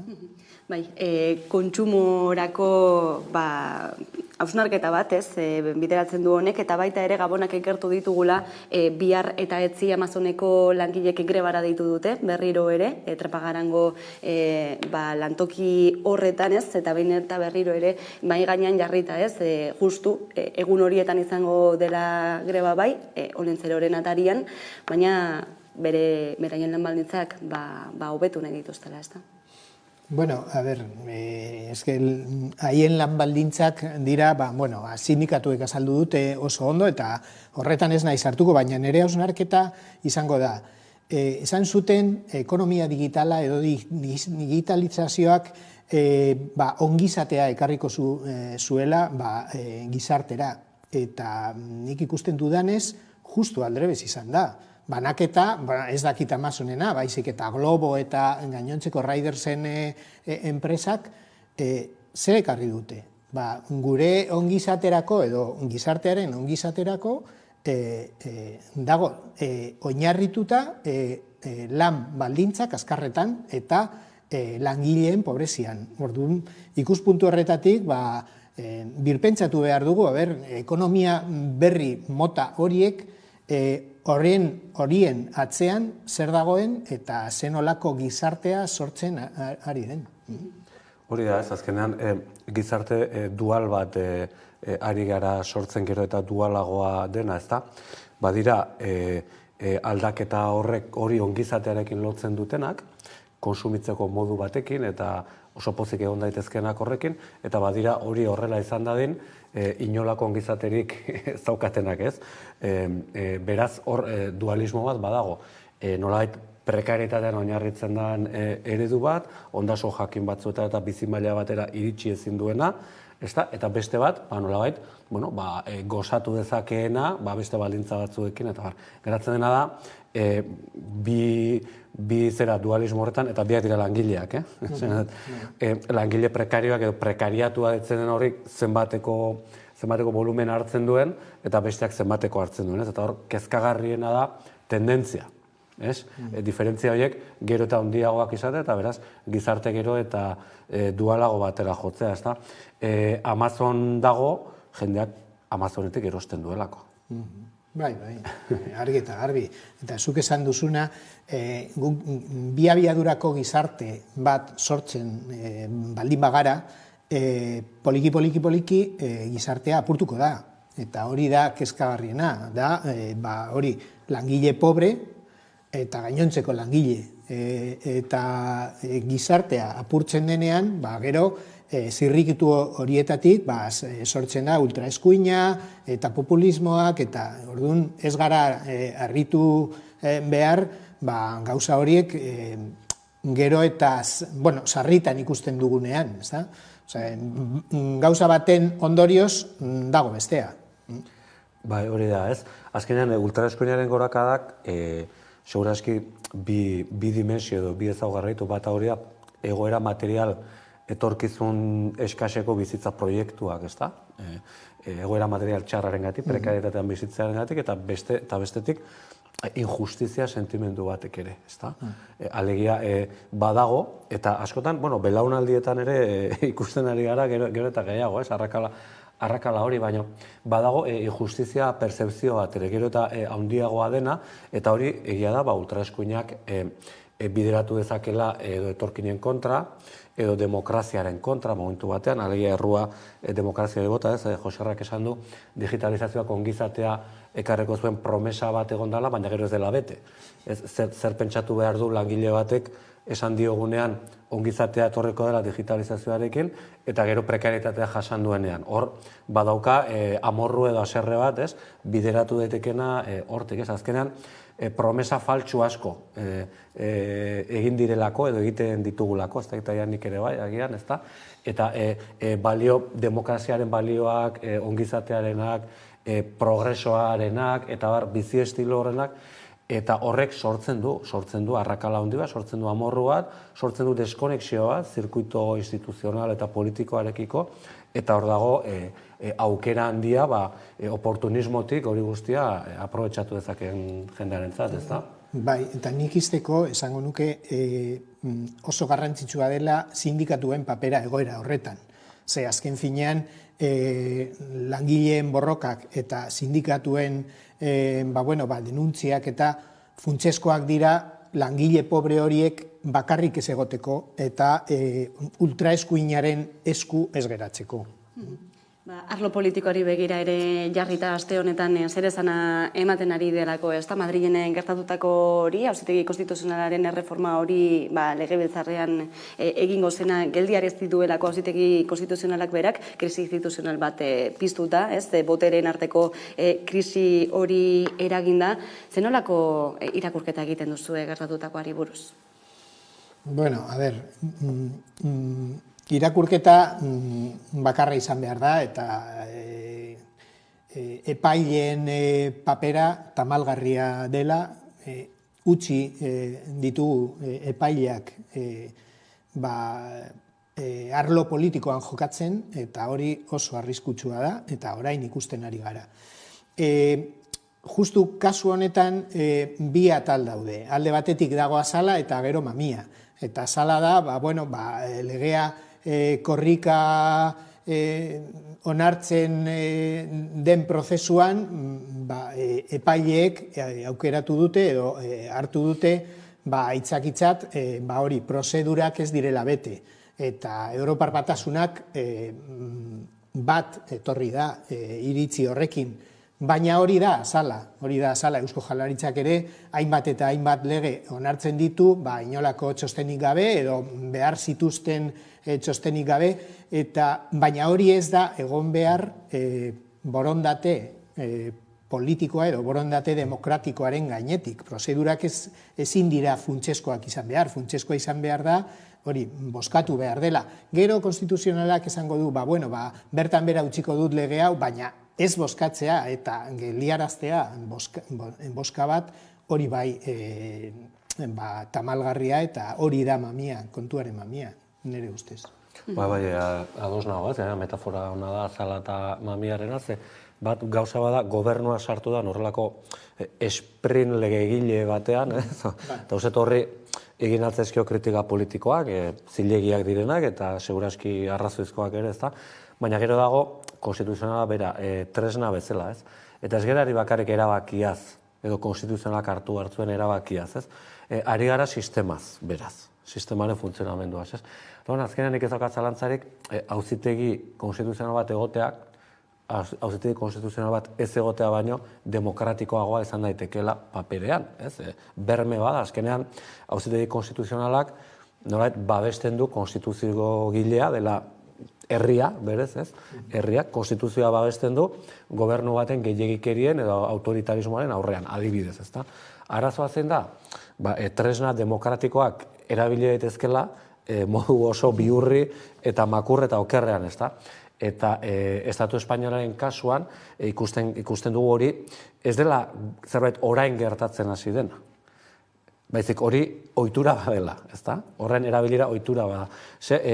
Nolabait zirkuito demokratikotik haratago ere badaude beste interes eta beste botere batzuk estatu guztietan daude, pribatuak direnak, ezain pribatuak direnak, eta Espainiar estatuan ere, ezta? Eta hori da benetan larria. Hori da benetan larria, nola tresna batzuk erabiltzen diren helburu ez oso demokratikoetarako. Eta nik uste dut, estatu kolpea aipatzen denean, izan hiperbolikoa edo ez, baina aipatzen denean horregatik aipatzen da, eta ja, bigarren mailan azalan gelditzen da, azalean Joxarrak esan duen bezala bestea, ezta? Baina ohitura badago, Katalunian gertatu da, hemen gertatu zen. Hemen lehendakari bat eduki genuen, eta segurazki konstituzionalak beste erabaki bat hartu izan balu, lehendakari hura, ez da, Alderdi Popularraren botoi esker lehendakaria izan zen hura, segurazki etzan inoiz lehendakari izango, eta horrek baditu ondorio ikaragarriak, pentsatzen hasten baldin bagara. Dena den uste dute ados zaudetela, ez? Gertatutakoa larria izan dela, horrelako aurrean, ez? Entzun dugu Pedro Sánchez esanez, konstituzionalaren erabakia onartuko dutela, beste bide batzuk hartuko dituztela, legezkoak direnak, lege proposamenarena aurrera eramaten saiatuko direla, baina zuen ustez zer egin beharko litzateke horrelakoak gertatzen direnean? Zein bide hartu beharko litzateke edo zen?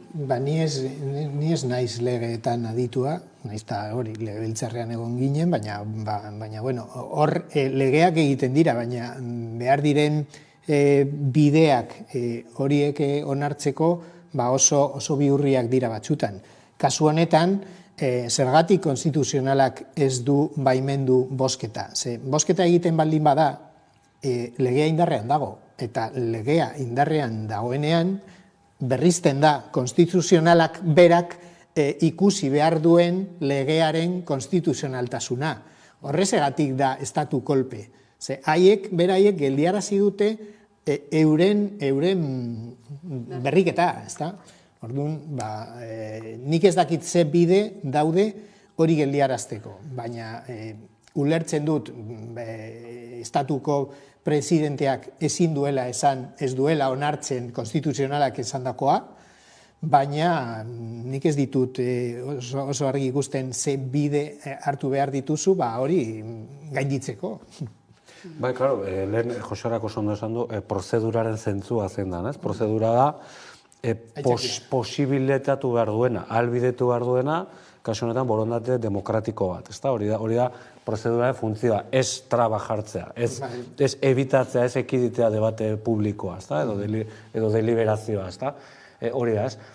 Karo, zein da arazoa? Arazoa da, blokeatuta daudela epaileen gobernu organoak, baina blokeatuta egon daitezkeela.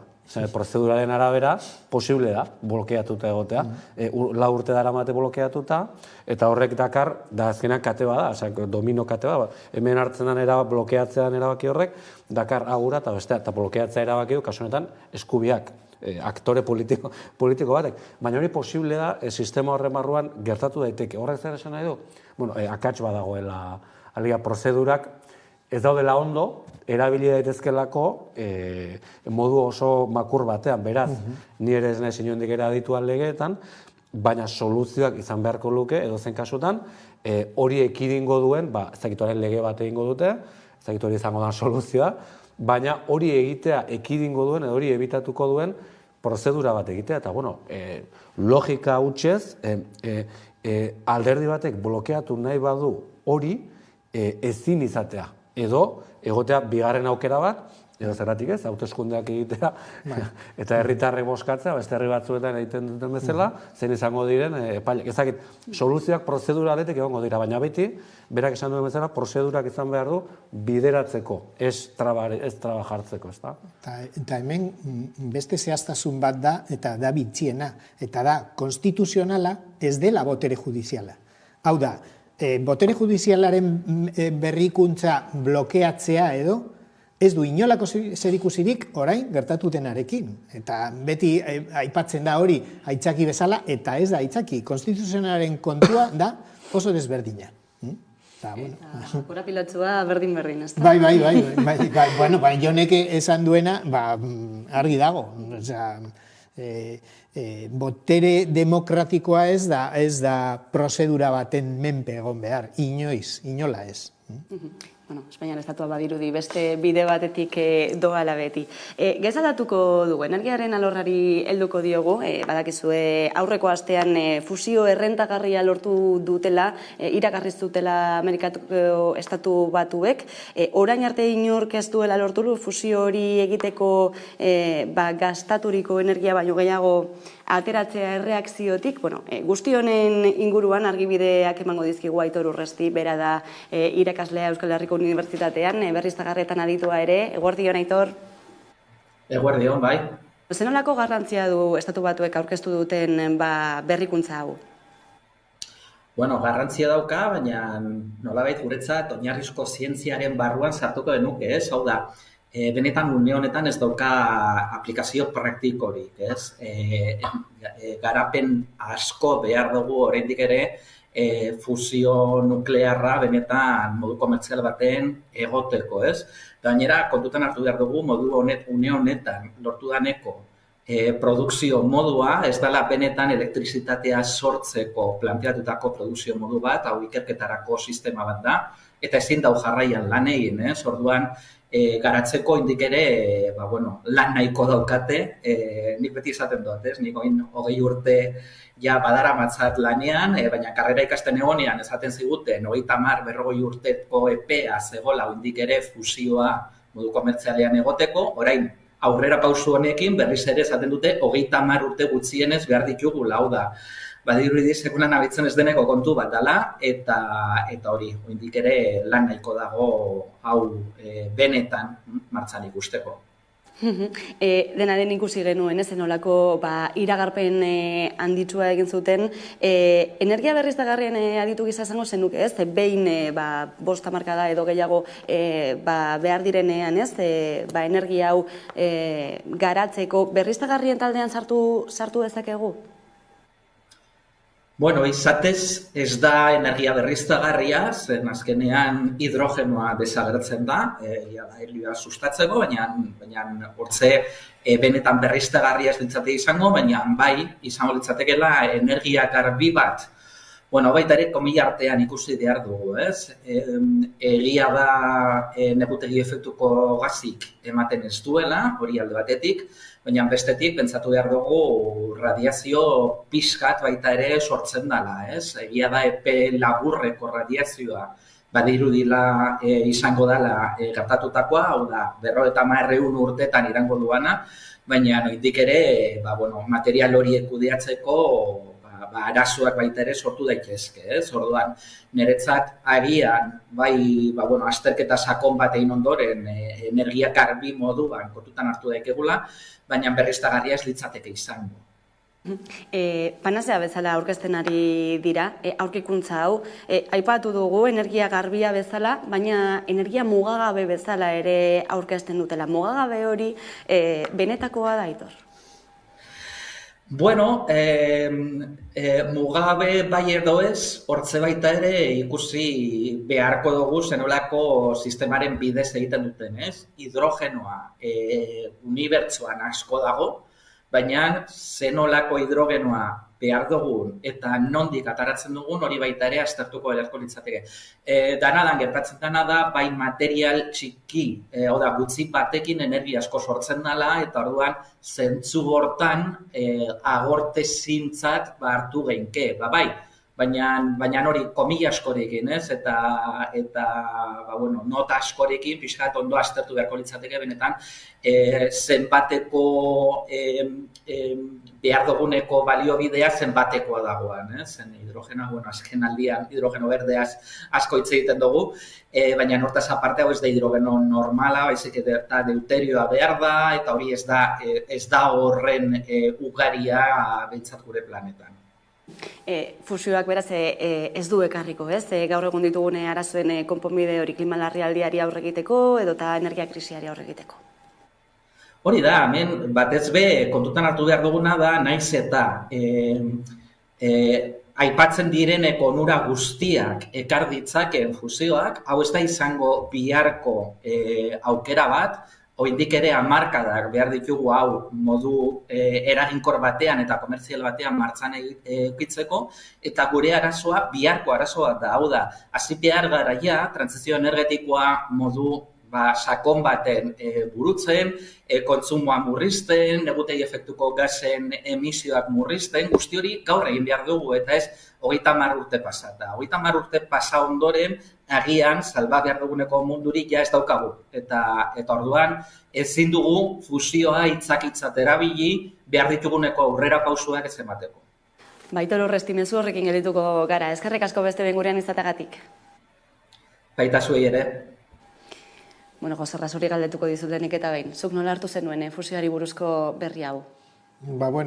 Berri zientifiko itxaropentsu bezala, baina Aitorrek esan duen moduan, ezin dugu itxaron. Ezin dugu itxaron, ez 30 urte, ez 40 urte, maizik eta 10 urtetan edo 20 urtetan trantsizio energetikoa bete behar dugu, eta horretarako energia berriztagarriak behar ditugu, baina orain, momentu honetan, erabiltzeko modukoak, eta ez geroago. Jon, aurrekoan ere zuri tokatu zitzaizunez, gai honi buruz hitz egitea.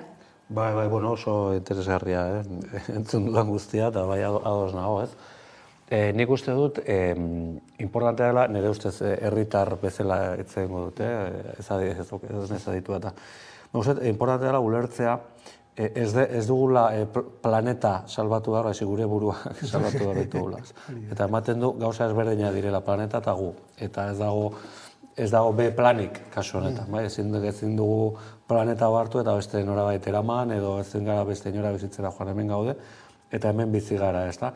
Eta munduko energiarik berriztagarri eta merke eta eraginkorrena edukita ere, gaur egun daukagun bizimodua ez da eramangarria, ez da bakarrik energia konsumoaren gati bakarri bezik da, bizimodua bera. Konsumoak dakarrelako bizi estilo bat ere. Eta oso lotua dago individualismoari, ondasun desberdinkeriari, daude balore asko. Ez gara bihurtu planeta kutsatzaileak egun batetik bestera, baizik hori garapen ekonomiko, politiko eta kultural oso bat izan da, beraz. Ezin dugu pentsatu, aurkituko dugula horrelako barita magiko bat, fusioa izena duena edo dena delakoa, eta horrekin jarraitu ahal izango dugula orain arte bizi garen bezala bizitzen. Hori da horren interpretazio oker bat egitea adibidez, eta seguro batean baina egiten hariko dela, ez dut inor ikusi, baina negazionistaren bat hariko dela ja esaten, total, hemendik 40 urtera, suerte pixka batekin lehenago, historia hau konponduta dagoaz. Horrezegatik, berri hauek ondo azaldu behar dira, eta adituek azaldu behar dituzte, Jonek aipatutakoa ez sortzeko. Igual gertatzen da, planeta berri batekin hori aurkitzen dela, eta esaten da, lurra baino habitableagoa da, eta pentsa dezakegu, planeta hau apurtzen baldin badugu, beste batera joango gara, hori ezinezkoa da. Ezinezkoa da, fizikoki ezinezkoa da. Eta energia agortezina ere fizikoki ez da posible. Ze termodinamikaren legeak mugi ezinak dira. Orduan, ikuspuntu horretatik, eskertzen dut hori Aitorrek esan duena, pizka bat argitasun botatzeko berri hauen gainean. Baina ez duzue uste horrelako berriek helburu hori izan dutela zeharka bada ere, ikusita zenola iragarri zuten lehenengo ez, berri oso potente bat egongo zela, eta gero ere kaleratu zutela berri hori? Jendea lasaitu behar da. Jendea pizka bat urduri geratu da, hori erregaien prezioarekin, eta badirudi, erregaien prezioa ez daukala inolako zirikusirik, baina bai, ze azken finean gehien erabiltzen dugun energia da hori, erregaiena eta beste aldetik elektrizitatearena. Orduan, azken urte pare batean, jendea konturatu da energia ez dela agortezina. Ez dela agortezina eta zeo zer egin behar dugula. Igual ez dakit gudak, batzuek pentsatuko dute, gudak energia lortzeko, edo, energia ez daukana, que se fastidie, edo, baina jendea pentsatzen ari da, zer egin dezakegun. Orduan, berri hauek dira jendea lasaitzeko. Lasai, zuk esan duzuna. Lasai egon, ze energia agortezina da, eta iristear dago gure irten bidea, eta ez da. Talka bat dago orduan, ez? Bidaltzen ari diren mezu lasaigarri horien eta beharrez etorriko den aldaketaren artean, ez? Klik hori egin beharrekoa da, ere? Egia badagoela eko-antxietatea edo ditzen da hori, ez da? Esatearen, adituak esan du, agian hemendik 30 urtera ez da mundu bat salbatzeko, ez da? Egia da, adituak hori egin behar du, alegia esan behar du, zientifikoki arriskoa ditugu, ez da? Baina egia horrek ere sortzen duela antxietate moduko bat, eta horrelako berriak lasaitzen dutela jendea ere, ez? Baina gero, badago beste dimensio bat ere, eta ikusi behar da ere, politika ere nola dagoen nazioartean momentu honetan. Eta, ez da gogoratzen duzuen txertoarekin, ez nola Errusiarrak atera zidan txerto batekin, baina ez zeuzkaten proba guztiak eginda, eta gero atera zidan Txinarrak eta gero Amerika. Zan, pixka bat, karrera moduko bat, ez, aurkikuntza bat, zientifikoa handi bat egiteko ere, ez da, kasu honetan, une honetan, une politiko global honetan, eta datorren munduari begira ere, energia zoragarri bat, teknologia berri zoragarri bat iragartzeak ere badoka bere inpaktua maila politikoan, ez da? Hori ere nik kontuan hartuko nuke. Zure galderari erantzure, zergatik orain momentu honetan esan duten, ez duten itxoin agian, ez, urte batzuk, eta... Dena den itxaron behar ez dela argi gelditu da ez, ohartarazpenak baina eta berriro datoz adituen partetik, berriztagarrien aldeko apustua ere bertan da, baina baita ere ez, kontsumo eta produkzio eredua aldatu beharraren behar hori prest gaude horretarako? Berri hauekin jendea lasaituta, pentsatzen dut, ez. Claro, jendeari esaten badiozu, kontsumoa mugitu behar dugu, energia aurreztu behar dugu, eta bizimodua aldatu behar dugu. Oso lan potoloak dira aurre egiteko, eta justu kontrakoan esaten diezu, lasai egon, jarraitu kontsumitzen, eguberrian gaude, disfrutatu, San Tomas hor dago, argiak eta gera zaitez zure etxean eta zauden moduan. Baina jendeak pentsatzen du, geratuko nahi zonekin, ez da? Orduan, ikuspuntu horretatik, pedagogia falta izugarria dago, eta instituzioek beste alde begira daude, eta bultxaratzen gaituzte, horra begiratzeko eta ez beste aldera. Badirudi bidea dela ez ikusiarena egitearena, ez? Kope guztietan ere ikusi dugu zenolako neurriak hartzen diren, sakonera ez doazten horiek. Hala da. Azkenean, Joserrak ondo aipatu ez da, azkenean eraldaketa behar batean gaude, ez da, eraldaketaren beharra ez da bakarrik mundu zoragarri bat eraikin nahi dugulako, lehen esan dugun bezala, gure biziraupena ere bermatu behar dugulako, eta oreka batera jo behar dugu, desorekatuta dagoen mundu bat, orekatuta egongo den mundu batera. Baina, klaro, bide horretan irabazleak eta galtzaileak daude.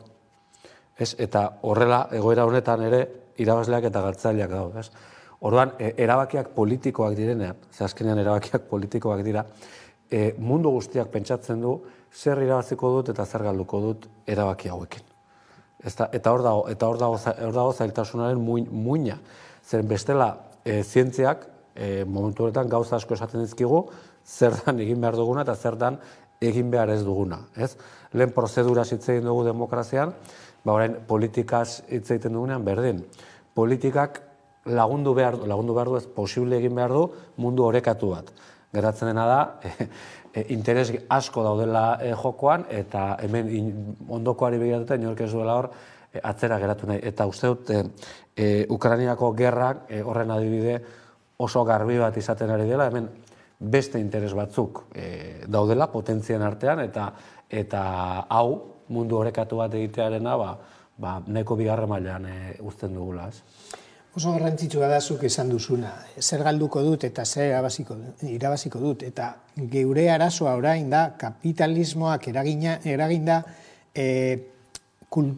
arlo kulturalean individualismoa da irabazle. Eta horrezegatik da, zuk aipatu duzun hausnarketa, da individualismotik sortutako hausnarketa. Zer irabaziko dut nik eta zer galduko dut nik. Ez zer galduko dugu gizarte bezala, edo tribu bezala, edo familia bezala, edo herri bezala, zer galduko dugu eta zer irabaziko dugu. Baizik eta zer irabaziko dut nik. Orduan, ikuspuntu horretatik, zailagoa da daukagun erronka gainditzea. Azken finean, pentsatu behar dugu, ez dela bakarrik zer irabaziko dudan nik, baizik eta nire atzean etorriko direnak ze irabaziko dute, edo zer eukiko dute. Ez bakarrik irabazi baizik eta zer geratuko zaie urrengoei. Eta hausnarketa hori epe laburrean egiten da, eta ez epe luzean. Hori nahi nuen, ez? Epe luzerako begirada hori falta dela, baina baita ere era individual batean begiratuta, ez? Klima larrialdiko arazoak mahai gainean ditugulako dagoeneko, gurean ere antzematen hasiak garelako lehorteak eta bar, eta urterik urte horrek okerrera egingo du, soilik ez era individual batean pentsatuta, ez? Baina etorkizunera begira ere gaiak kezkatu beharko gintuzke, ez? Esan nahi dut. Bai, eta bueno, hor ikuspegi, bai, hori da ondorio zehatzak, ez da? Guztiok gero sufritu behar ditugun ondorio zehatzak, zeren hori oso garestiak balin badaude letxugak, zerbaitegatik da, ez? Hori ez zaigu gustatzen, hori ez dago gure, ez? Baina, klaro, zergatik nola iritsiaren horraino, ez? Azkenean, badago mundua ikusteko modu hori individualista hori, oso liberalismoaren adar ideologiko bat dena, pentsatzen duena, mundua eraiki dugula, edo munduak aurrera egin duela, edo gizaki espezie bezala horrela joan dela, lehiakortasunean, bata bestea baino hobea izatean, eta bar, eta badago pentsatzeko beste modu bat, kooperazioan oinarritzen denak, ongizate komunean oinarritzen dena, eta bar, eta pentsatzeko modu horiek talka etengabean daude, eta debate honetan oso garbi ikusten da, ezta? Lehen ari ginen Alemaniako berdez hitz egiten, Jose Ratani ordezera kanpan, baina nigo gogoan dut ere txikian nintzenean, ez? Alemaniako berdek nola zentrala nuklearrak izten zituzten, eta hor bat zeuden borroka bat, iaia idealista zena, ez? Bizimodu bageno, eta gero jende bat oso idealista zena, oso kontzientziatua egiten zuena zera, ez? Baina gaur egun ja, debate hau da kudeaketa puro eduro, ez da lau idealistak egin behar duten borroka bat, baizik ja ikutzen ditu gizarte baten oinarri esango genuke iaia guztiak. Horrezegatik beste iraultza kultural bat behar dugu. Berreskuratzeko gizakion edo amankomunaren balioa, guztion balioak, eta guztion etorkizuna. Eraiki behar dugu guztion etorkizuna, ez bakarrik nire etorkizuna, ze hori azken finean planeta berean ez da posible. Zure etorkizuna eta besteena lotuta dago. Orduan, beste iraultza bat kulturala eta ekonomikoa eta soziala, baina batez ere kulturala behar dugu. Asko esatea da hori, gainera nondik etorriko da hori, ez? Herritarren partetik, instituzioek zenolako papera jokatuko dute horretan galdera asko airean, ezta? Bueno, hauxe da daukagun egoera, ere ate joka, eta gazari gehiagizko prezioa jartzeko neurria lortu dute Europako batasuneko kidek, 180 euro megabat ordua, hortxe jarri dute muga, zer iruditzen zaizue hartu duten erabaki hau? Europar Batasunean oreka anitzak daude eta mantentzeko oso zailak, ze batzutan kontrajarriak dira.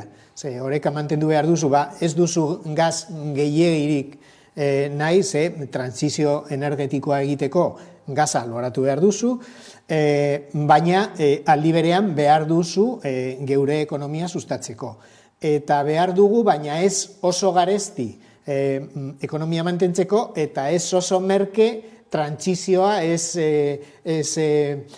puzteko. Orduan, oreka guzti horiek eta gainera gero daude herrien arteko orekak. Ze batzuk hau nahi dute, beste batzuk beste hori, orduan oso zaila da eta ikusiko dugu, baina behintzat badugu esperientzia bat hori energia elektrikoarekin sortutakoa, hau da, excepzion iberikoa, eta niretzat garrantzitsuena da esatea merkatu librea ez dela bidezkoa prezioak sortzeko.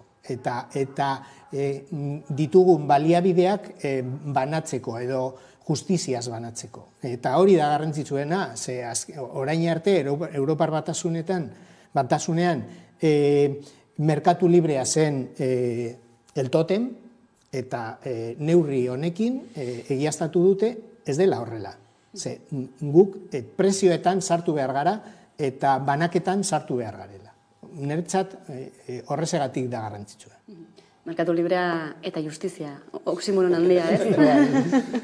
Bai, pentsatzu libre hitzak hainbeste gauza txarrekareko zituen ez, merkatu hori daukene amentzat. Nik uste, Europak hiru erronka nagusi dituela aurrean, ez? Bata da Europar espazioaren demokratizazioa. Momentu honetan estatuen klub bat da, eta horrek asko zaintzen du kontuak ematea. Europar Komisioaren politikak eta herritarrak oso deskonektatuta daude. Badago legebiltzar bat, demokratikoa dena, baina legebiltzar horren ahalmenak oso txikiak dira, komisioarekin konparatuta, eta benetan azkenean estatuek agintzen dute, eta ez dute konturik eman behar herritarrei, ezta? Beraz, hor demokratizazio bat eman behar da, eta erregioen etorkizuna, eta horretzera asko dago. Bestea da ongizate eredua, Europako ongizate eredua.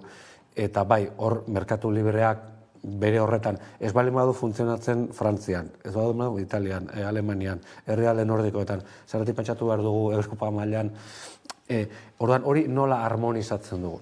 Nola esaten dugun, 200 milioi, orain ez dakitzen gauden Britaniarrak joan direnetik, baina 250 milioi Europar hiritar balin bagaude, berdine esan behar du Greziar hegoaldean jaiotzeak edo Estokolmon jaiotzeak.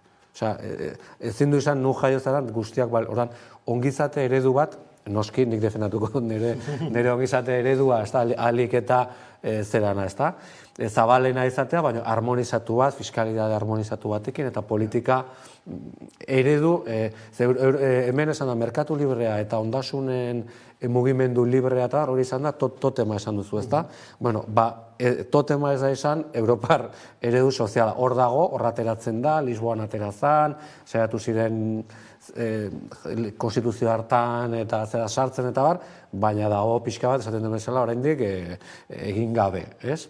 Eta hirugarrena da, nazioarteko politika egitea, segurtasun espazioa sortzea, Afrikarekin, Amerikarekin eta bestelako harreman batzuk eraikitzea, baina guztet horrek guztiak batera erantzuten diola zera horre, behar horri.